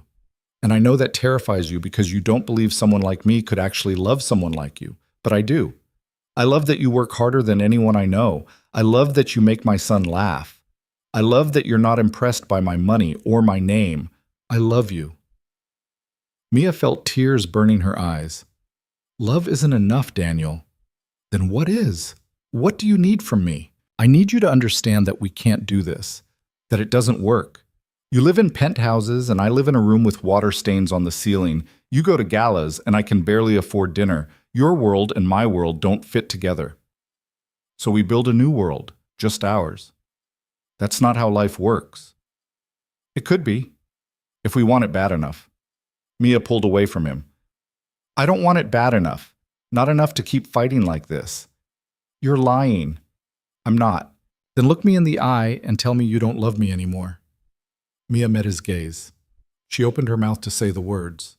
They wouldn't come. I can't do this, she whispered instead. Can't or won't? Both, neither. I don't know. She wiped her eyes. All I know is that being with you costs too much. My job, my reputation, my self-respect. I can't keep paying that price. What if I quit? Mia blinked. What? What if I step down as CEO? I could put someone else in charge, remove the conflict entirely. You're not serious. I am. If that's what it takes, no. Mia cut him off. You can't quit your own company because of me. That's insane. Is it? If it means I get to keep you? You can't keep me, Daniel. I'm not something you own. That's not what I meant, but it's what you said. Mia moved toward the door. This is exactly the problem. You think you can solve everything with grand gestures and sacrifices, but you can't. Some things can't be fixed. Mia, I'm done with this conversation, with us, with all of it. She pulled open the door and started down the stairs. Daniel called after her, but she didn't stop. She couldn't. If she stopped, she'd turn around. If she turned around, she'd give in. And she couldn't afford to give in anymore. Back at her desk, Mia pulled up her email and started typing. Dear Robert, I've decided to resign from my position at Apex Dynamics. She stared at the words. Her finger hovered over the send button. Don't do it. Mia looked up. Robert stood in her doorway. Don't do what? Resign. I know that's what you're thinking about. HR gave me an ultimatum. I know. I was in this meeting. Robert came in and closed the door. I also know Daniel went to the board this morning and told them everything. He did? He did. And he made it very clear that your work has been exemplary, that you've earned every opportunity you've been given, that if anyone should be punished for this situation, it's him. Mia's chest tightened. What did the board say? They're considering it, but between you and me, I don't think they're going to fire either of you. Why not? Because you're both too valuable. Daniel's the best CEO we've had in 20 years, and you're one of the most talented analysts I've seen in my career. The board knows that. But the optics matter less than the results, and your results speak for themselves. Robert sat on the edge of her desk. Here's what I think. I think you should take the transfer. Not because you did anything wrong, but because it gives you a fresh start. Away from the gossip, away from the complications. What about Daniel? What about him? He'll still be here. So will you, just in a different building, different floor. You won't have to see him unless you want to. Mia thought about it. A transfer meant staying at Apex, keeping her salary, her title, her career trajectory, but it also meant giving up operations, the team she'd built relationships with, the work she knew. I need to think about it, she said. Take the time you need. But Mia, don't let a man, even a good one, derail your career. You're too talented for that. Robert left. Mia deleted the resignation email without sending it. That night, she went to Daniel's apartment. She didn't text first. She just showed up and knocked. Oliver answered. His face lit up when he saw her. Mia, Dad said you weren't coming over anymore. I know, buddy. I've been busy. Are you still busy? Can you play dinosaurs? Not tonight. Is your dad home? He's in his office. He's been in there a lot. Mia found Daniel sitting at his desk, papers spread everywhere, laptop open, eyes bloodshot. He looked up when she came in and went completely still. Hi, Mia said. Haito. Daniel stood slowly, like he was afraid sudden movement would scare her away. I didn't think you'd come. I almost didn't. What changed your mind? Robert told me what you did. Going to the board. I should have done it weeks ago. Maybe. Mia closed the door behind her. I'm taking the transfer to finance. Different building, different team. Daniel's face fell. Okay. It's the best option for both of us. I know. But I need to tell you something first. Mia took a breath. I do love you. I wasn't lying about that. I love you, and I love Oliver, and I love the life we built together these past few weeks. But I can't do it anymore. Not like this. What are you saying? I'm saying we need to end this, for real this time. No? Daniel crossed the room. No, I'm not accepting that. You don't get to decide. I love you, Mia. I'm in love with you, and I know I messed up. I know I hurt you, but I can't lose you. I won't. Daniel. He kissed her, hard and desperate and full of everything they hadn't said. Mia kissed him back because she couldn't help it, because her body remembered his, because love was stubborn and stupid and refused to listen to logic. When they broke apart, both breathing hard, Daniel pressed his forehead to hers. "Come upstairs," he whispered.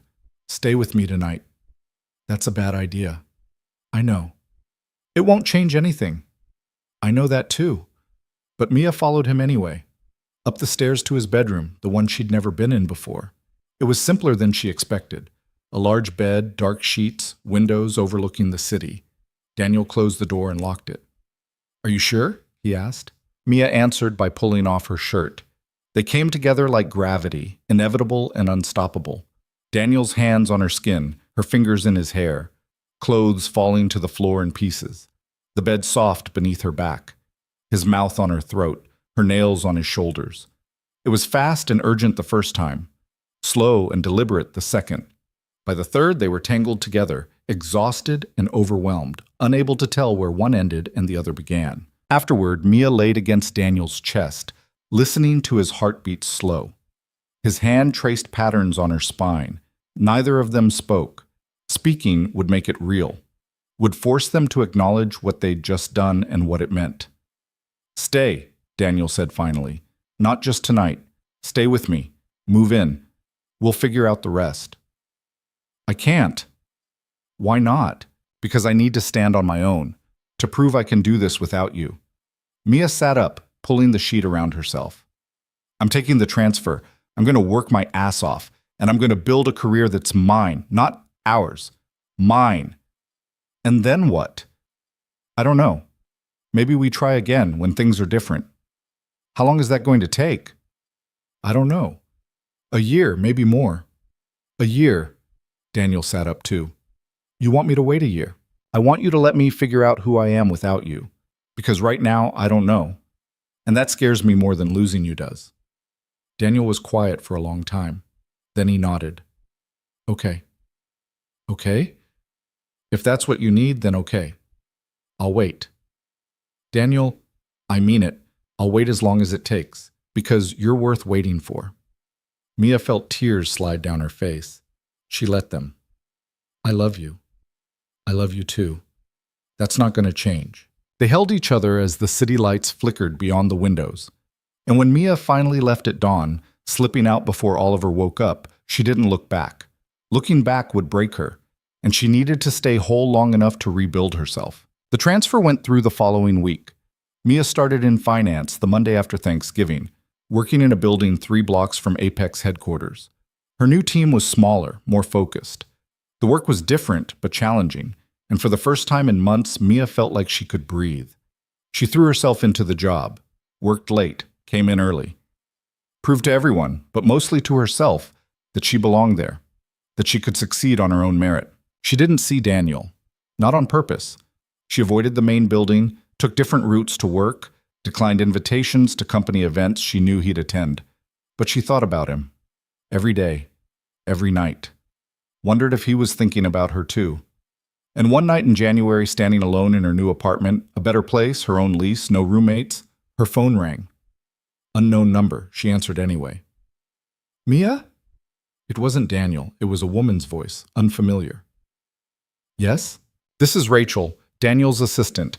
I'm calling because, I'm sorry, there's been an accident." Mia's entire body went cold. "What kind of accident?" "A car accident. He was driving upstate with Oliver and another car ran a red light. They're at Presbyterian. Oliver is fine, just some bruises. But Daniel," Rachel's voice cracked. "He's in surgery, it's serious." Mia didn't remember grabbing her coat, didn't remember running down the stairs or hailing a cab or giving the driver the address. She just remembered sitting in the back seat with her hands shaking, watching the city blur past, thinking over and over, "Please, please, please." The hospital was chaos. Bright lights, an antiseptic smell, and people everywhere. Mia found Rachel in the surgical waiting room, a woman in her 50s with perfect posture and red-rimmed eyes. "You're Mia," Rachel said. It wasn't a question. "Where is he? What happened?" "They said the impact was on the driver's side. Daniel took the worst of it. Internal bleeding, broken ribs, possible concussion. They've been in there for 2 hours." And Oliver? He's getting checked out. Physically, he's okay. Scared, but okay. Mia sank into one of the plastic chairs. How did you know to call me? Daniel keeps your number in his phone under "in case of emergency." You're the first person listed. The words hit harder than they should have. Mia pressed her hands to her face, trying to breathe, trying not to fall apart in a hospital waiting room surrounded by strangers. He never deleted you, Rachel continued quietly. From anything. Not his contacts, not his calendar. There are still reminders in his phone. Text Mia good morning. Call Mia after Oliver's bedtime. He never turned them off. Rachel, I'm not telling you this to make you feel guilty. I'm telling you because you should know.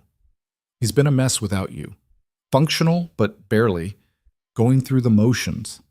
Before Mia could respond, a doctor appeared in scrubs, pulling off a surgical mask. Family of Daniel Hayes? Mia stood. She hesitated. What was she? Not family, not his girlfriend, not anything official. She's family, Rachel said firmly. The doctor nodded. Mr. Hayes is stable. The surgery went well. We repaired the internal bleeding and set his ribs. He's going to be in significant pain for a while, but he should make a full recovery. Mia's knees went weak with relief. Can I see him? He's in recovery now. Should be awake in an hour or so. I'll have a nurse come get you. The doctor left. Mia sat back down and put her head between her knees, trying not to pass out.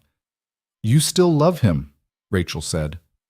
Not a question, a fact. Yes. Then why aren't you together? It's complicated. It always is. Rachel stood. I'm going to check on Oliver. When Daniel wakes up, he's going to want to see you. How do you know? Because you're all he talks about, even when he's trying not to. Rachel left. Mia sat alone in the waiting room, surrounded by other people's grief and worry, and tried to make sense of what she was feeling. Relief that Daniel was alive, anger that he'd put himself in danger, fear that she'd almost lost him before she had the chance to make things right. Except she didn't know how to make things right. Nothing had changed. She still worked for his company, even if it was in a different building. People still whispered. The complications were still there, but Daniel had almost died, and Mia hadn't been there. An hour later, a nurse came to get her. He's asking for you. Mia followed her through sterile hallways to a private room. Daniel was propped up in bed, bandages wrapped around his ribs, an IV in his arm, his face pale and drawn. But he was awake, alive. He turned his head when she walked in. Mia. Her name came out rough, like it hurt to speak. Mia crossed the room and grabbed his hand, careful not to jostle him. You're an idiot, she said, tears streaming down her face. A complete idiot. I know. What were you thinking, driving in this weather? I wasn't. I just needed to get away, clear my head. By risking your life? And Oliver's? Oliver's fine. Rachel told you, right? She told me, but that's not the point. Daniel squeezed her hand weakly. I'm sorry for scaring you. You should be. Mia wiped her eyes with her free hand. When Rachel called, I thought I'd lost you, and I realized I never said everything I needed to say. What didn't you say? That I was wrong. About needing a year. About needing space. I thought if I could prove myself without you, then maybe we could try again. But life doesn't work like that. You can't schedule when you're ready to be with someone. Mia, let me finish. I was scared. Terrified, actually. Of being with you. Of what people would think. Of losing myself in your world. But being without you these past 2 months has been worse. I wake up every morning and the first thing I think about is whether you've had coffee yet. Whether Oliver remembered his homework. Whether you're okay. Daniel's eyes were wet. I think about you too. Every day. Every hour. I know, Rachel told me about the reminders. She wasn't supposed to tell you that. I'm glad she did. Mia sat on the edge of the bed. I love you, Daniel. I never stopped, and I'm tired of fighting it. So don't fight it. But nothing's changed. I still work for Apex. People still talk. Let them talk. I don't care anymore. You should care. Your reputation doesn't matter if I don't have you. Daniel tried to sit up and winced. Mia put a hand on his chest, keeping him down. Don't move. You just had surgery. I need you to understand something. Daniel's voice was strained but steady. When that car hit us, All I could think about was Oliver, making sure he was okay.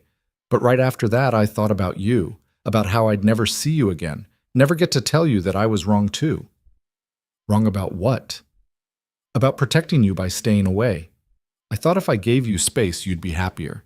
Build your career without the complications. But all I did was make us both miserable. So what do? We stop hiding. We stop worrying about what other people think. We just be together. Mia wanted to believe it could be that simple, but years of struggling had taught her that nothing was ever simple. What about work? She asked. What about it? I can't come back to operations. Even in a different building, people will talk. So quit. Mia pulled back. What? Quit Apex, work somewhere else, somewhere I have no influence. I can't just quit, I need the job. You need a job, not necessarily this one. Daniel shifted, trying to get comfortable. I know people, I can make calls, get you interviews at companies that have nothing to do with me. I don't want you to get me a job. I'm not getting you a job. I'm getting you in the door. What you do after that is up to you. Mia thought about it. Leaving Apex meant starting over again. New company, new people, new challenges. But it also meant freedom, no more whispers, no more questions about whether she'd earned her place. I need to think about it, she said. Okay. But regardless of what I decide about work, I want to try again. With us. Daniel's face transformed. You mean it? I mean it. No more running, no more space. We do this for real. What changed your mind? Almost losing you. Realizing that being scared of what might happen is worse than taking the risk. Daniel pulled her down gently, kissing her despite the pain it clearly caused him. Mia kissed him back carefully, aware of his injuries, aware that they were in a hospital room where anyone could walk in. When they broke apart, Daniel was smiling, really smiling, for the first time in months. I love you, he said. I love you too. Even when you're being an idiot, especially when I'm being an idiot. A knock at the door interrupted them. A nurse poked her head in. Sorry to interrupt, but there's a little boy outside who really wants to see his dad. Send him in, Daniel said. Oliver burst through the door and stopped short when he saw all the machines and bandages. His face crumpled. Dad? Hey, buddy. I'm okay. Come here. Oliver climbed carefully onto the bed and Daniel wrapped his good arm around him. You're not hurt? Just a little sore.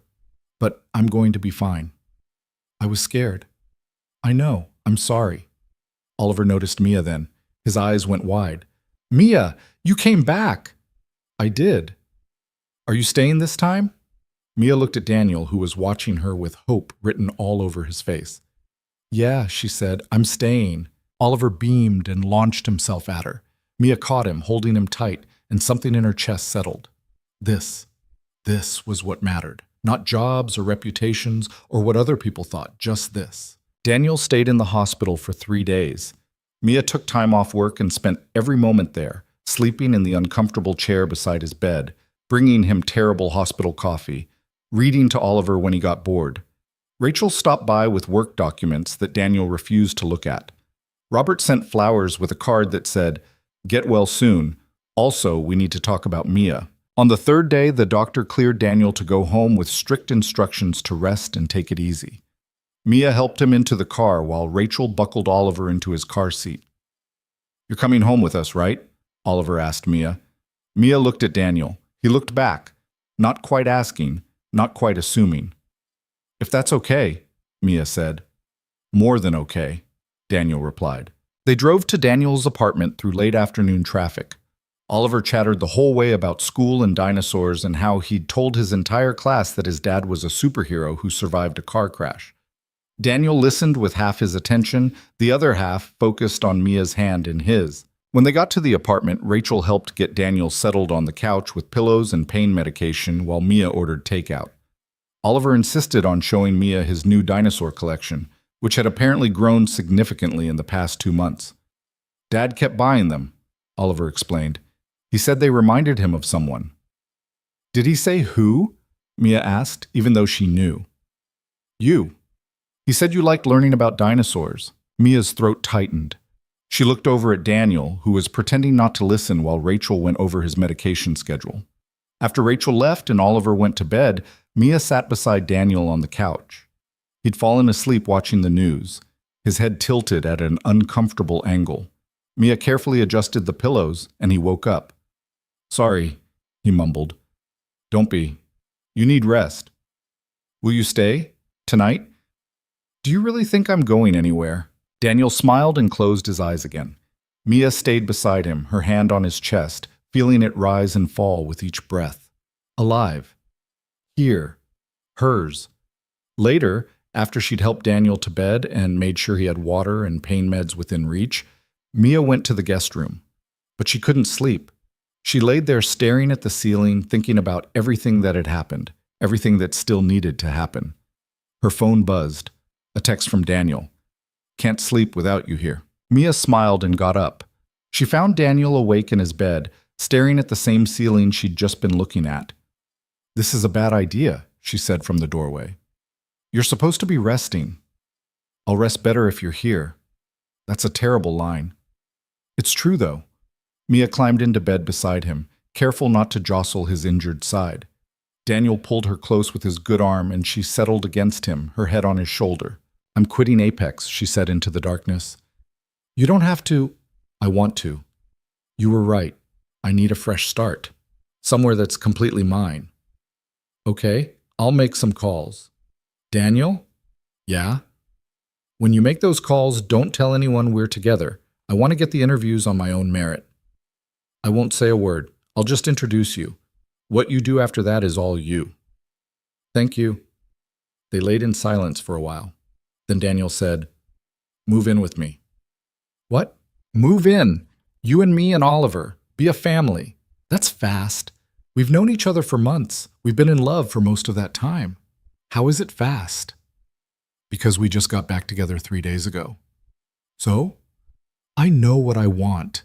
I want you here. Every morning, every night. I want Oliver to have you in his life. I want to stop wasting time pretending we're anything other than inevitable." Mia turned to look at him. His face was serious in the dim light from the windows. "What if it doesn't work?" she asked. "Then we'll deal with it, together. But I think it will work. I think we work." "You're very confident for someone who just got out of the hospital." Near-death experiences have a way of clarifying things. Mia thought about her apartment, the one bedroom she'd been so proud of, her first place alone, her symbol of independence. But this was different. This wasn't giving up her independence. This was choosing to share her life with someone who saw her, really saw her. "Okay," she said. "Okay. I'll move in, but I'm keeping my apartment for a few months, just in case." "Just in case what?" "In case you snore too loud, or leave dishes in the sink, or do something annoying." Daniel laughed, then winced. "Don't make me laugh. It hurts." "Then stop saying things that deserve laughter." He kissed her temple. "I'm going to make you so happy." "You already do." They fell asleep like that, wrapped around each other, and when morning came, Oliver was standing at the foot of the bed, staring at them. "Are you my dad's girlfriend now?" he asked Mia. Mia looked at Daniel, who was awake but silent, letting her answer. "Yeah," Mia said. "I guess I am." "Good. We need a girl around here. Dad's bad at cooking." "I heard that," Daniel protested. "It's true. Your macaroni is crunchy." Mia laughed. Oliver climbed into bed with them, squeezing between his dad and Mia, and they laid there together as the sun rose over the city. The next week was a blur. Mia put in her notice at Apex. Robert took it better than she expected. "I figured this was coming," he said when she told him. "For what it's worth, you're one of the best analysts I've had. Whatever you do next, you're going to kill it. Thank you. For everything. For believing in me." "You made it easy." Mia cleaned out her desk, said goodbye to her team, and walked out of the finance building for the last time. It felt strange, like closing a chapter she'd barely started, but also like opening a door to something better. Daniel made good on his promise. He reached out to contacts at 3 different companies, a consulting firm, a tech startup, and a financial services company. He introduced Mia via email, gave her credentials, and then stepped back. The rest was up to her. She got interviews at all 3. The consulting firm offered her a position as a senior analyst with a salary 20% higher than what she'd been making at Apex. Mia accepted. "I'm proud of you," Daniel said when she told him. I couldn't have done it without your connections. You could have. It just would have taken longer. All I did was open the door. You walked through it yourself. Mia started her new job in February. The work was challenging, the people were smart, and no one knew or cared who she was dating. She was just Mia Bennett, analyst, colleague, professional. She moved into Daniel's apartment slowly. First her clothes, then her books, then the random stuff that had accumulated in her old place. Oliver helped, declaring which items were cool enough for their home. Her mattress didn't make the cut, but her vintage record player did. They fell into a routine. Daniel would wake up early and make coffee. Mia would get Oliver ready for school. They'd have breakfast together, chaotic and loud and perfect. Then Daniel would drop Oliver off while Mia headed to work. Evenings were homework and dinosaurs and dinner at the table, all of them together. It wasn't perfect. Daniel still worked too much. Mia still worried about money even though she didn't need to. Oliver had nightmares about the accident sometimes and would crawl into their bed at 2 in the morning. They argued about small things, whose turn it was to do dishes, whether Oliver could have dessert before dinner, how to load the dishwasher properly. But it was real. And real was better than perfect. In March, Daniel took Mia back to the lake house. Just the two of them this time. Oliver stayed with Rachel, who'd apparently become his favorite babysitter. They spent the weekend doing nothing, reading on the dock, swimming in the still cold water, cooking meals that were half burned. On Saturday night, they sat on the porch with wine and blankets, watching the stars come out. "I need to tell you something," Daniel said. Mia's stomach dropped. "That sounds ominous. It's not bad. At least, I hope it's not." He turned to face her. "I've been thinking about the future, about us, about what I want." "Okay, I want to marry you." Mia's breath caught. "What?" "I'm not proposing, not yet, but I want you to know that's where I'm headed, that I'm serious about this, about us." "Daniel, you don't have to say anything. I just needed you to know that you're it for me, that I'm not going anywhere." Mia set down her wine glass with shaking hands.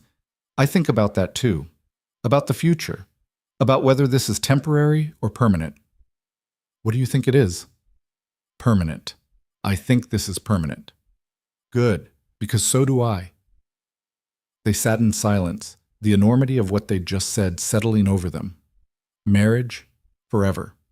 A life built together, intentionally and completely. "When you do propose," Mia said carefully, "don't make it a big thing. No fancy restaurant or public spectacle. What do you want?" "Something quiet. Just us. Somewhere that means something." "I can do that. And make sure Oliver's okay with it first. He should be part of the decision." "He already is. I asked him last week if he'd be okay with you being around forever. He said yes." "You asked him before you told me?" "I wanted to make sure. He's my priority. Always."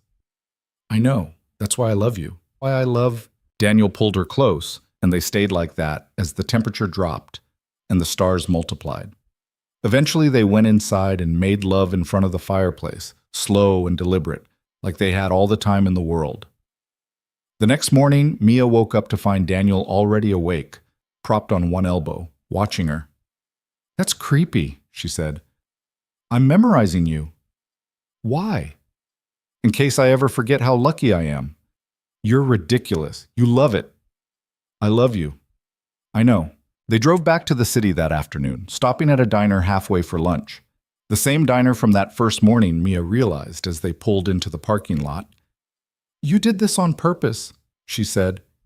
"Maybe." Inside, they sat in the same booth, ordered the same food. The waitress didn't recognize them, but Mia didn't care.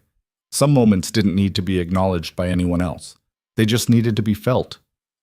"What are you thinking about?" Daniel asked. "That morning, how scared I was. How lost I felt. And now? Now I'm found." It was cheesy. Mia knew it was cheesy, but it was also true. They finished their food and got back on the road. Daniel held her hand the whole way home, thumb tracing circles on her palm, and Mia thought about how far they'd come. From strangers in the rain to this, to choosing each other, every day, through everything. When they got back to the apartment, Oliver launched himself at both of them, talking nonstop about his weekend with Rachel and how they'd gone to the Natural History Museum and seen real dinosaur bones. Can we go next weekend? He asked. All of us together? Mia looked at Daniel. Daniel looked back. Yeah, Mia said. We can do that. Oliver cheered and ran off to his room. Daniel pulled Mia into his arms. Thank you, he said. For what? For staying, for choosing this, for loving us. You make it easy. No, I don't. I'm difficult and stubborn, and I work too much. So am I. We're a good match. Daniel laughed and kissed her. And standing there in his apartment, their apartment, with Oliver's voice echoing from his bedroom and the city humming beyond the windows, Mia felt something she hadn't felt in years. Peace. Not because everything was perfect, but because everything was exactly as it should be. 6 months passed like breathing. Natural. Necessary. Easy in ways Mia hadn't known life could be easy. She thrived at her new job. The consulting firm valued her sharp analysis and willingness to challenge assumptions. Within 3 months, she was leading projects. Within 5, they offered her a team lead position. Mia accepted and immediately felt the weight of imposter syndrome creep back in. What if I'm not ready? She asked Daniel one night after Oliver had gone to bed. You are. How do you know? Because I've watched you work. You're better at this than you think you are. That's what everyone says before they fail. Daniel set down his laptop and looked at her fully. You know what the difference is between you and most people? What? Most people are afraid of failing because it would prove they're not good enough. You're afraid of succeeding because it would prove you deserve good things. And you still don't believe you deserve them. The observation cut deep. Mia looked away. Hey! Daniel crossed the room and knelt in front of where she sat curled on the couch. You deserve every good thing that happens to you. The job, the promotion, this life, me, Oliver, all of it. I know that intellectually. But not in here. He pressed his hand over her heart. That's the part we need to fix. How? By me telling you every day until you believe it, by you proving it to yourself over and over, by us building a life so good you can't deny you're worth it. Mia pulled him up beside her. You're very wise for a billionaire. I have my moments. She took the promotion, and Daniel was right. She was good at it, better than good. Her team respected her. Her clients requested her specifically. The firm started floating the idea of making her a partner within 2 years. At home, things shifted too. Oliver started calling Mia by her name instead of Dad's girlfriend. Small moments accumulated into something bigger. Mia helping with homework, making his lunch, showing up at school events. The first time Oliver's teacher referred to her as his mom, Mia corrected her. I'm not his mom. Oliver looked up from his art project. You kind of are, though. Your mom is someone else, buddy. I know, but she's not here. You are. The conversation sat with Mia for days. She brought it up with Daniel that weekend while Oliver was at a friend's birthday party. He called me his mom, she said. I know. He told me. Doesn't that bother you? Why would it bother me? Because I'm not. Because his actual mother is out there somewhere. Daniel was quiet for a moment. His actual mother left when he was 2 and hasn't contacted us since. You've been here for almost a year. You're the one who shows up. That makes you more of a mother than biology ever could. But what if she comes back? She won't. You don't know that. I do. She signed away her parental rights 3 years ago. She wanted nothing to do with us. With him. Daniel's voice was flat, emotionless. So yeah, if Oliver wants to call you his mom, I'm okay with that. More than okay. What if I mess it up? What if I'm not good at this? You're already good at this. You show up, you care, you try. That's all anyone can ask. Mia thought about her own mother.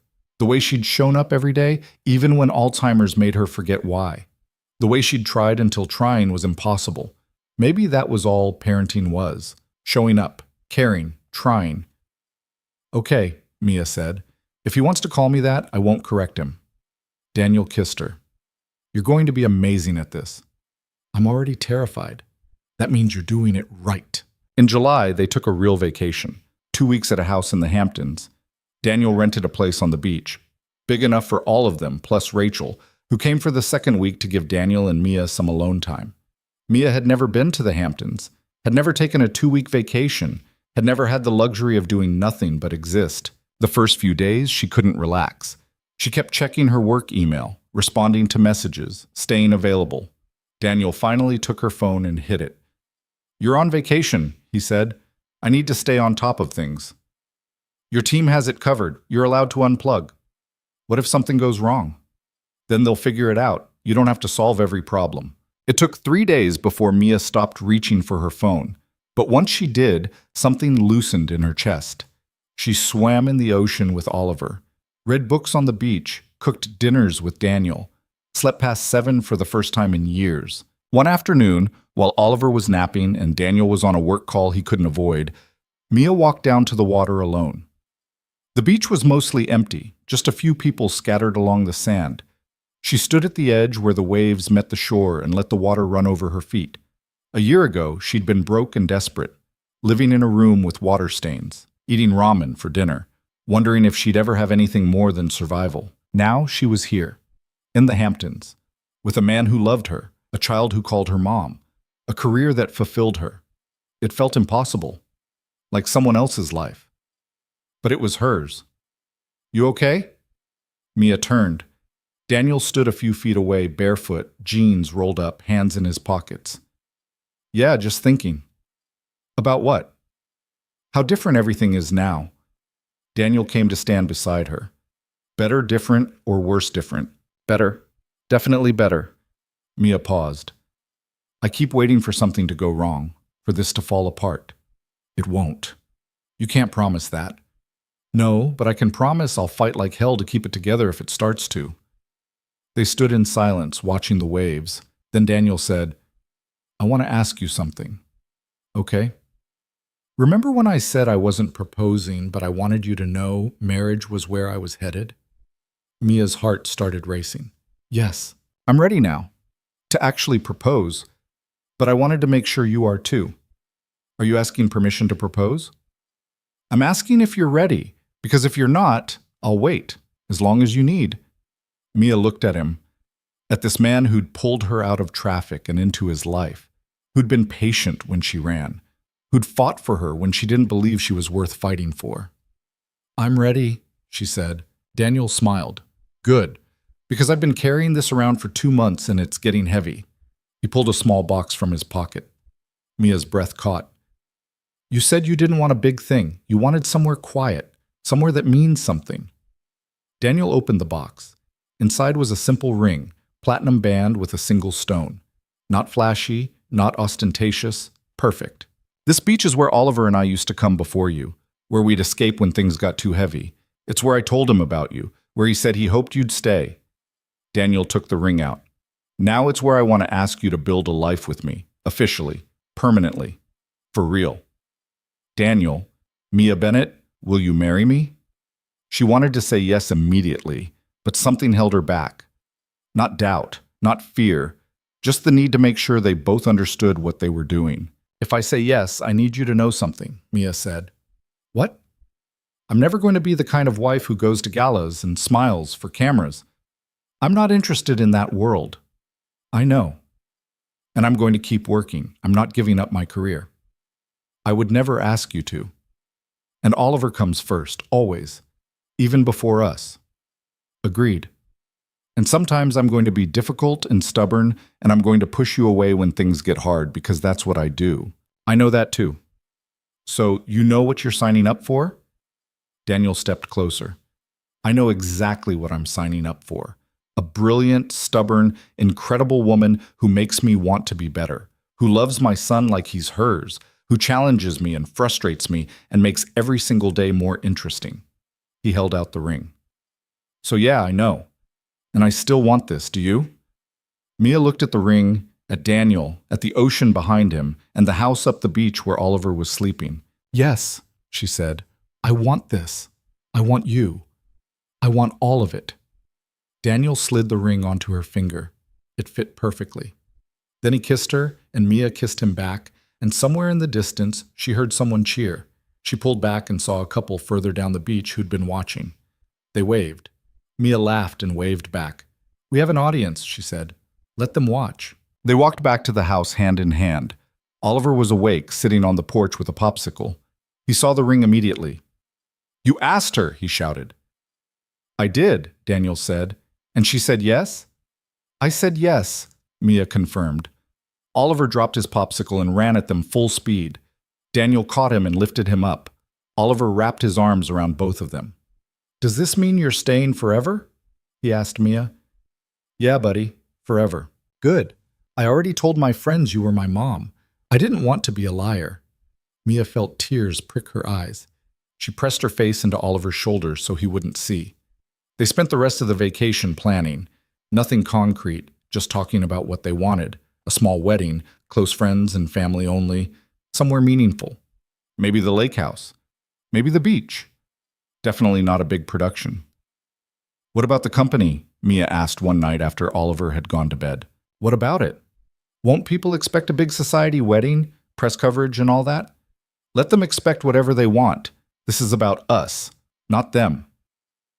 Your board isn't going to like it. The board doesn't get a vote in my personal life." Mia rolled onto her side to face him. "You've changed. How? A year ago, you would have cared what the board thought, what people expected. A year ago, I didn't have you. Now I do. Everything else is background noise." They got married 3 months later. October. At the lake house. 20 people total. Robert came and told Mia he was proud of her. Rachel cried through the entire ceremony. Oliver was the ring bearer and took his job so seriously he walked at approximately 1 inch per minute. Mia wore a simple dress she'd found at a boutique in Brooklyn. Nothing fancy, just white and fitted and hers. Daniel wore a suit but no tie. They wrote their own vows. Daniel went first. "I didn't believe in second chances until I met you. I thought my life was set, that I'd work and raise Oliver and that would be enough. Then you showed up and made me realize I'd been settling. You make me want to be braver, more honest, more present. You make everything better just by being in it. I promise to choose you every day, to show up even when it's hard, to love you the way you deserve to be loved." Then Mia. Her hands were shaking. She looked at the paper where she'd written her vows and then put it down. This needed to come from memory, from her heart. "A year and a half ago, I was standing in the rain thinking my life was over, that I'd failed at everything.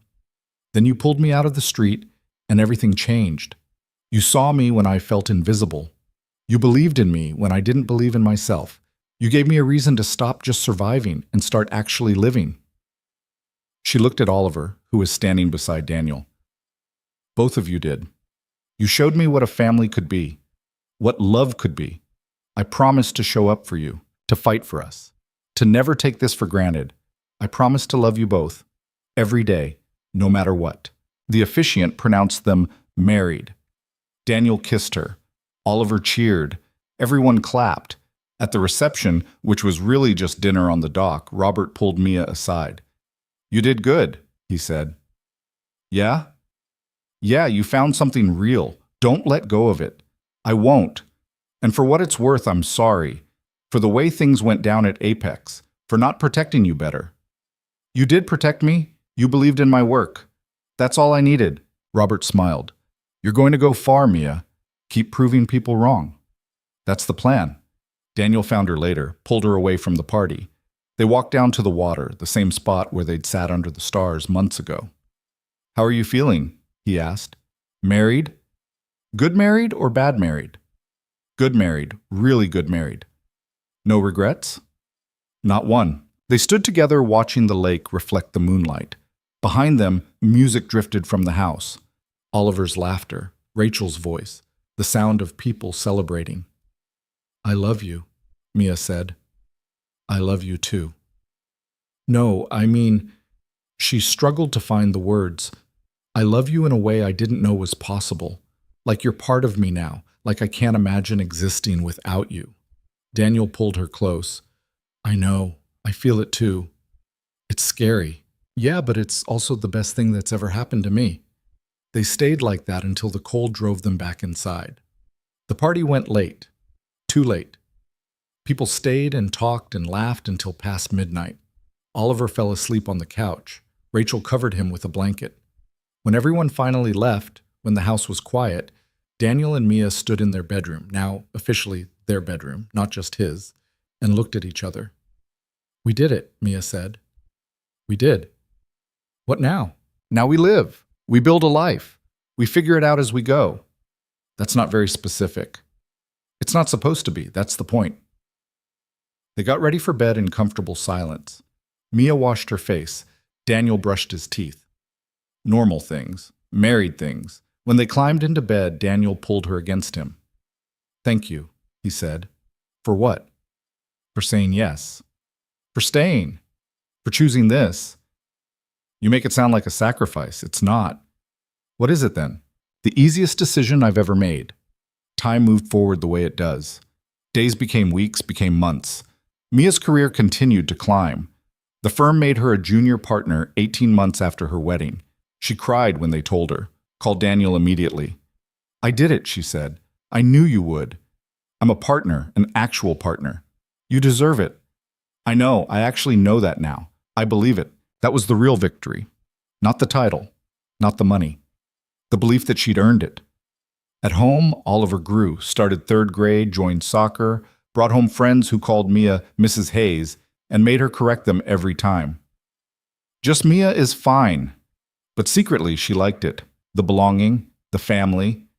Daniel cut back on work. Not drastically, but enough. He made it to Oliver's soccer games, took Fridays off sometimes, stopped checking email after 9. "You're different," Mia observed one Sunday morning while they were making pancakes. "Different how?" "Lighter. Like you're not carrying as much weight." "I'm not. I realize the company will run without me micromanaging everything, and the time I get back is worth more than any profit margin." "Who are you, and what did you do with Daniel Hayes?" "He's still here, just a better version." They had fights. Real ones. About money and time and how to discipline Oliver and whether to have another kid. That last one was ongoing. "I think we should try," Daniel said one night. "I'm not sure I'm ready." "You'd be an amazing mother." "I'm already a mother to Oliver." "You know what I mean." "I do, and I'm still not sure." "What are you afraid of?" Mia thought about it. "That I'll mess it up. That I'll be like my mom, forgetting things, forgetting them." "That's not how Alzheimer's works. It's not genetic in the way you think." "I know, but the fear is still there. So we talk about it. We figure it out. We don't have to decide today." They didn't. But 6 months later, Mia brought it up again. "I think I'm ready," she said. "For what?" "To try. For a baby." Daniel looked up from his laptop. "Really?" "Really. I'm terrified, but I want to do it anyway." "What changed?" "I realized I'm going to be scared no matter what.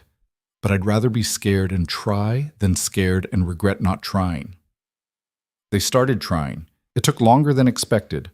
4 months, 6, 8. Mia started to worry. Then in December, 2 days before Christmas, she took a test. Positive. She told Daniel on Christmas morning, wrapped the test in a box and put it under the tree. He opened it with Oliver sitting right there and went completely still. "Is this real?" he asked. "Took it yesterday, and again this morning. Both positive." Daniel set down the box and pulled her into his arms. Oliver looked confused. "What is it?" he asked. "You're going to be a big brother," Daniel told him. Oliver's face went through several emotions. Confusion, understanding, excitement. "Really?"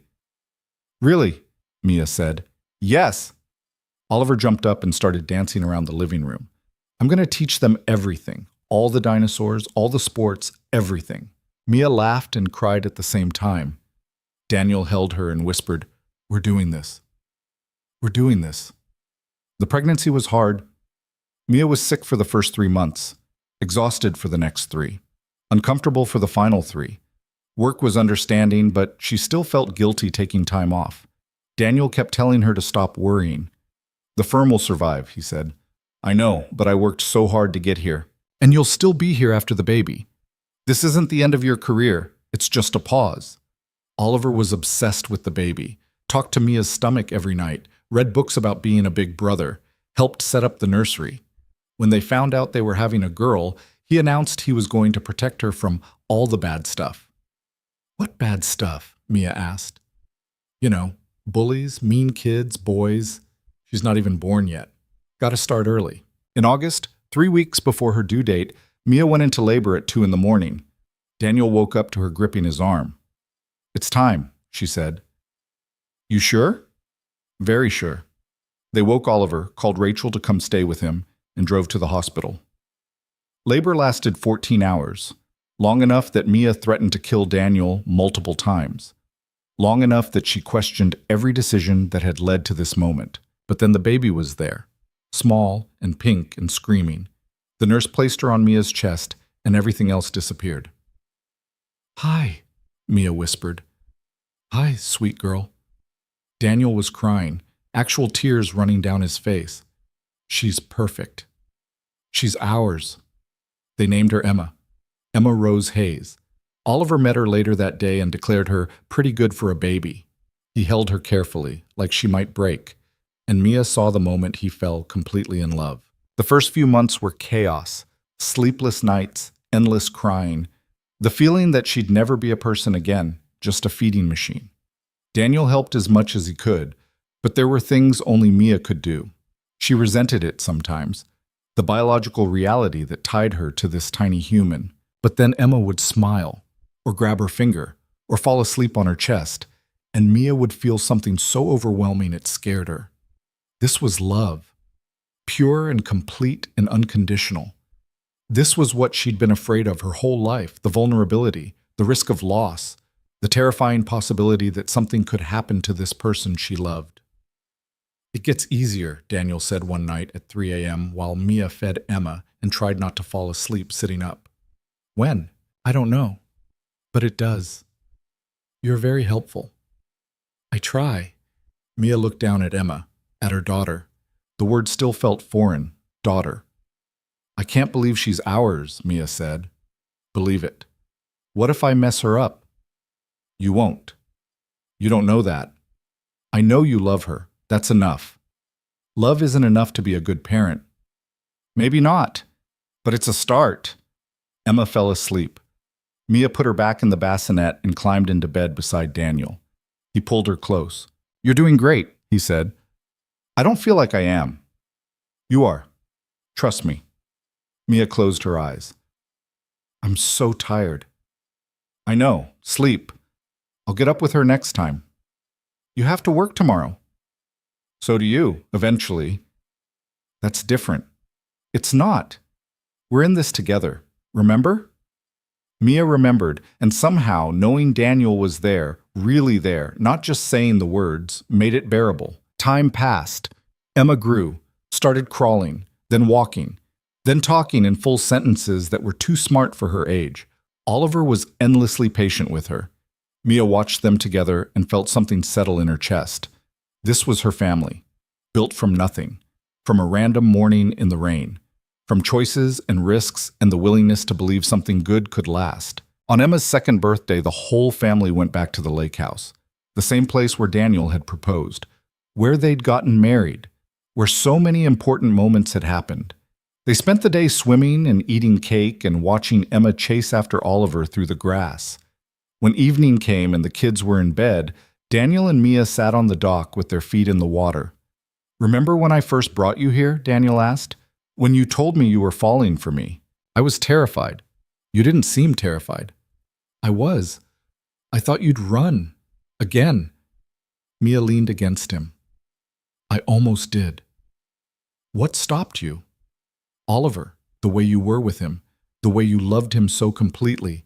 I wanted that. I wanted to be part of it." "And now?" "Now I can't imagine being anywhere else." They sat in silence. The lake was calm, the sky full of stars. Behind them, the house where their children slept. Their life. Their everything. "Do you ever think about that morning?" Daniel asked. "When we first met?" "All the time." "What do you think about?" "How close I came to not showing up, to giving up entirely. If I'd stayed home, if I'd been 5 minutes later, if you hadn't been driving that exact route." Mia trailed off. "Everything would be different." "Do you believe in fate?" "I don't know. Maybe. Or maybe life is just a series of random moments and we're lucky when they line up right. Either way, I'm grateful." "Me too." Daniel stood and held out his hand. "Come on, let's go to bed." Mia took his hand and let him pull her up. They walked back to the house together, and Mia thought about all the times she'd walked away, all the times she'd been too scared to stay, and she thought about how she'd learned, slowly and painfully, that staying was worth it. that choosing someone every day through everything was the only way to build something that lasted. Inside, they checked on the kids. Oliver was sprawled across his bed, one arm hanging off the side. Emma was curled up with her stuffed dinosaur, a gift from her brother, both of them breathing, safe, theirs. "We made this," Mia whispered. "We did," Daniel agreed. In their own room, they got ready for bed. Brushed teeth, washed faces, the ordinary rituals of a shared life. When they climbed into bed, Daniel pulled Mia against him like he always did. "I love you," he said. "I love you too. Even when I leave dishes in the sink? Even then? Even when I work too late? Even then? Even when—" "Daniel, I love you. All of you, all of the time. You don't have to keep checking." He was quiet for a moment, then, "I know, I just like hearing it. I'll tell you every day. Promise?" "Promise." They fell asleep like that, wrapped around each other. And when morning came, Oliver jumped on their bed and Emma cried for breakfast, and life continued in all its messy, imperfect, beautiful chaos. Years later, people would ask Mia how she'd done it, how she'd gone from nothing to everything, how she'd built a career and a family and a life that felt full. And she'd think about that morning in the rain, about freezing in the street, about Daniel's hands pulling her back, about the kiss that changed everything. She'd think about all the times she'd wanted to run, all the times she almost did, all the times fear told her to protect herself by staying small. And she'd think about how she'd chosen differently, how she'd chosen to stay, to fight, to believe she deserved good things. "I just showed up," she'd say, "every day, even when it was hard, especially when it was hard," because that was the truth. Love wasn't a grand gesture. It wasn't perfection or certainty or never being scared. It was choosing someone every single day. Through the fights and the fear and the moments when giving up would be easier. It was building something together, brick by brick, mistake by mistake, until one day you looked around and realized you'd created a home. And that was enough. More than enough. It was everything.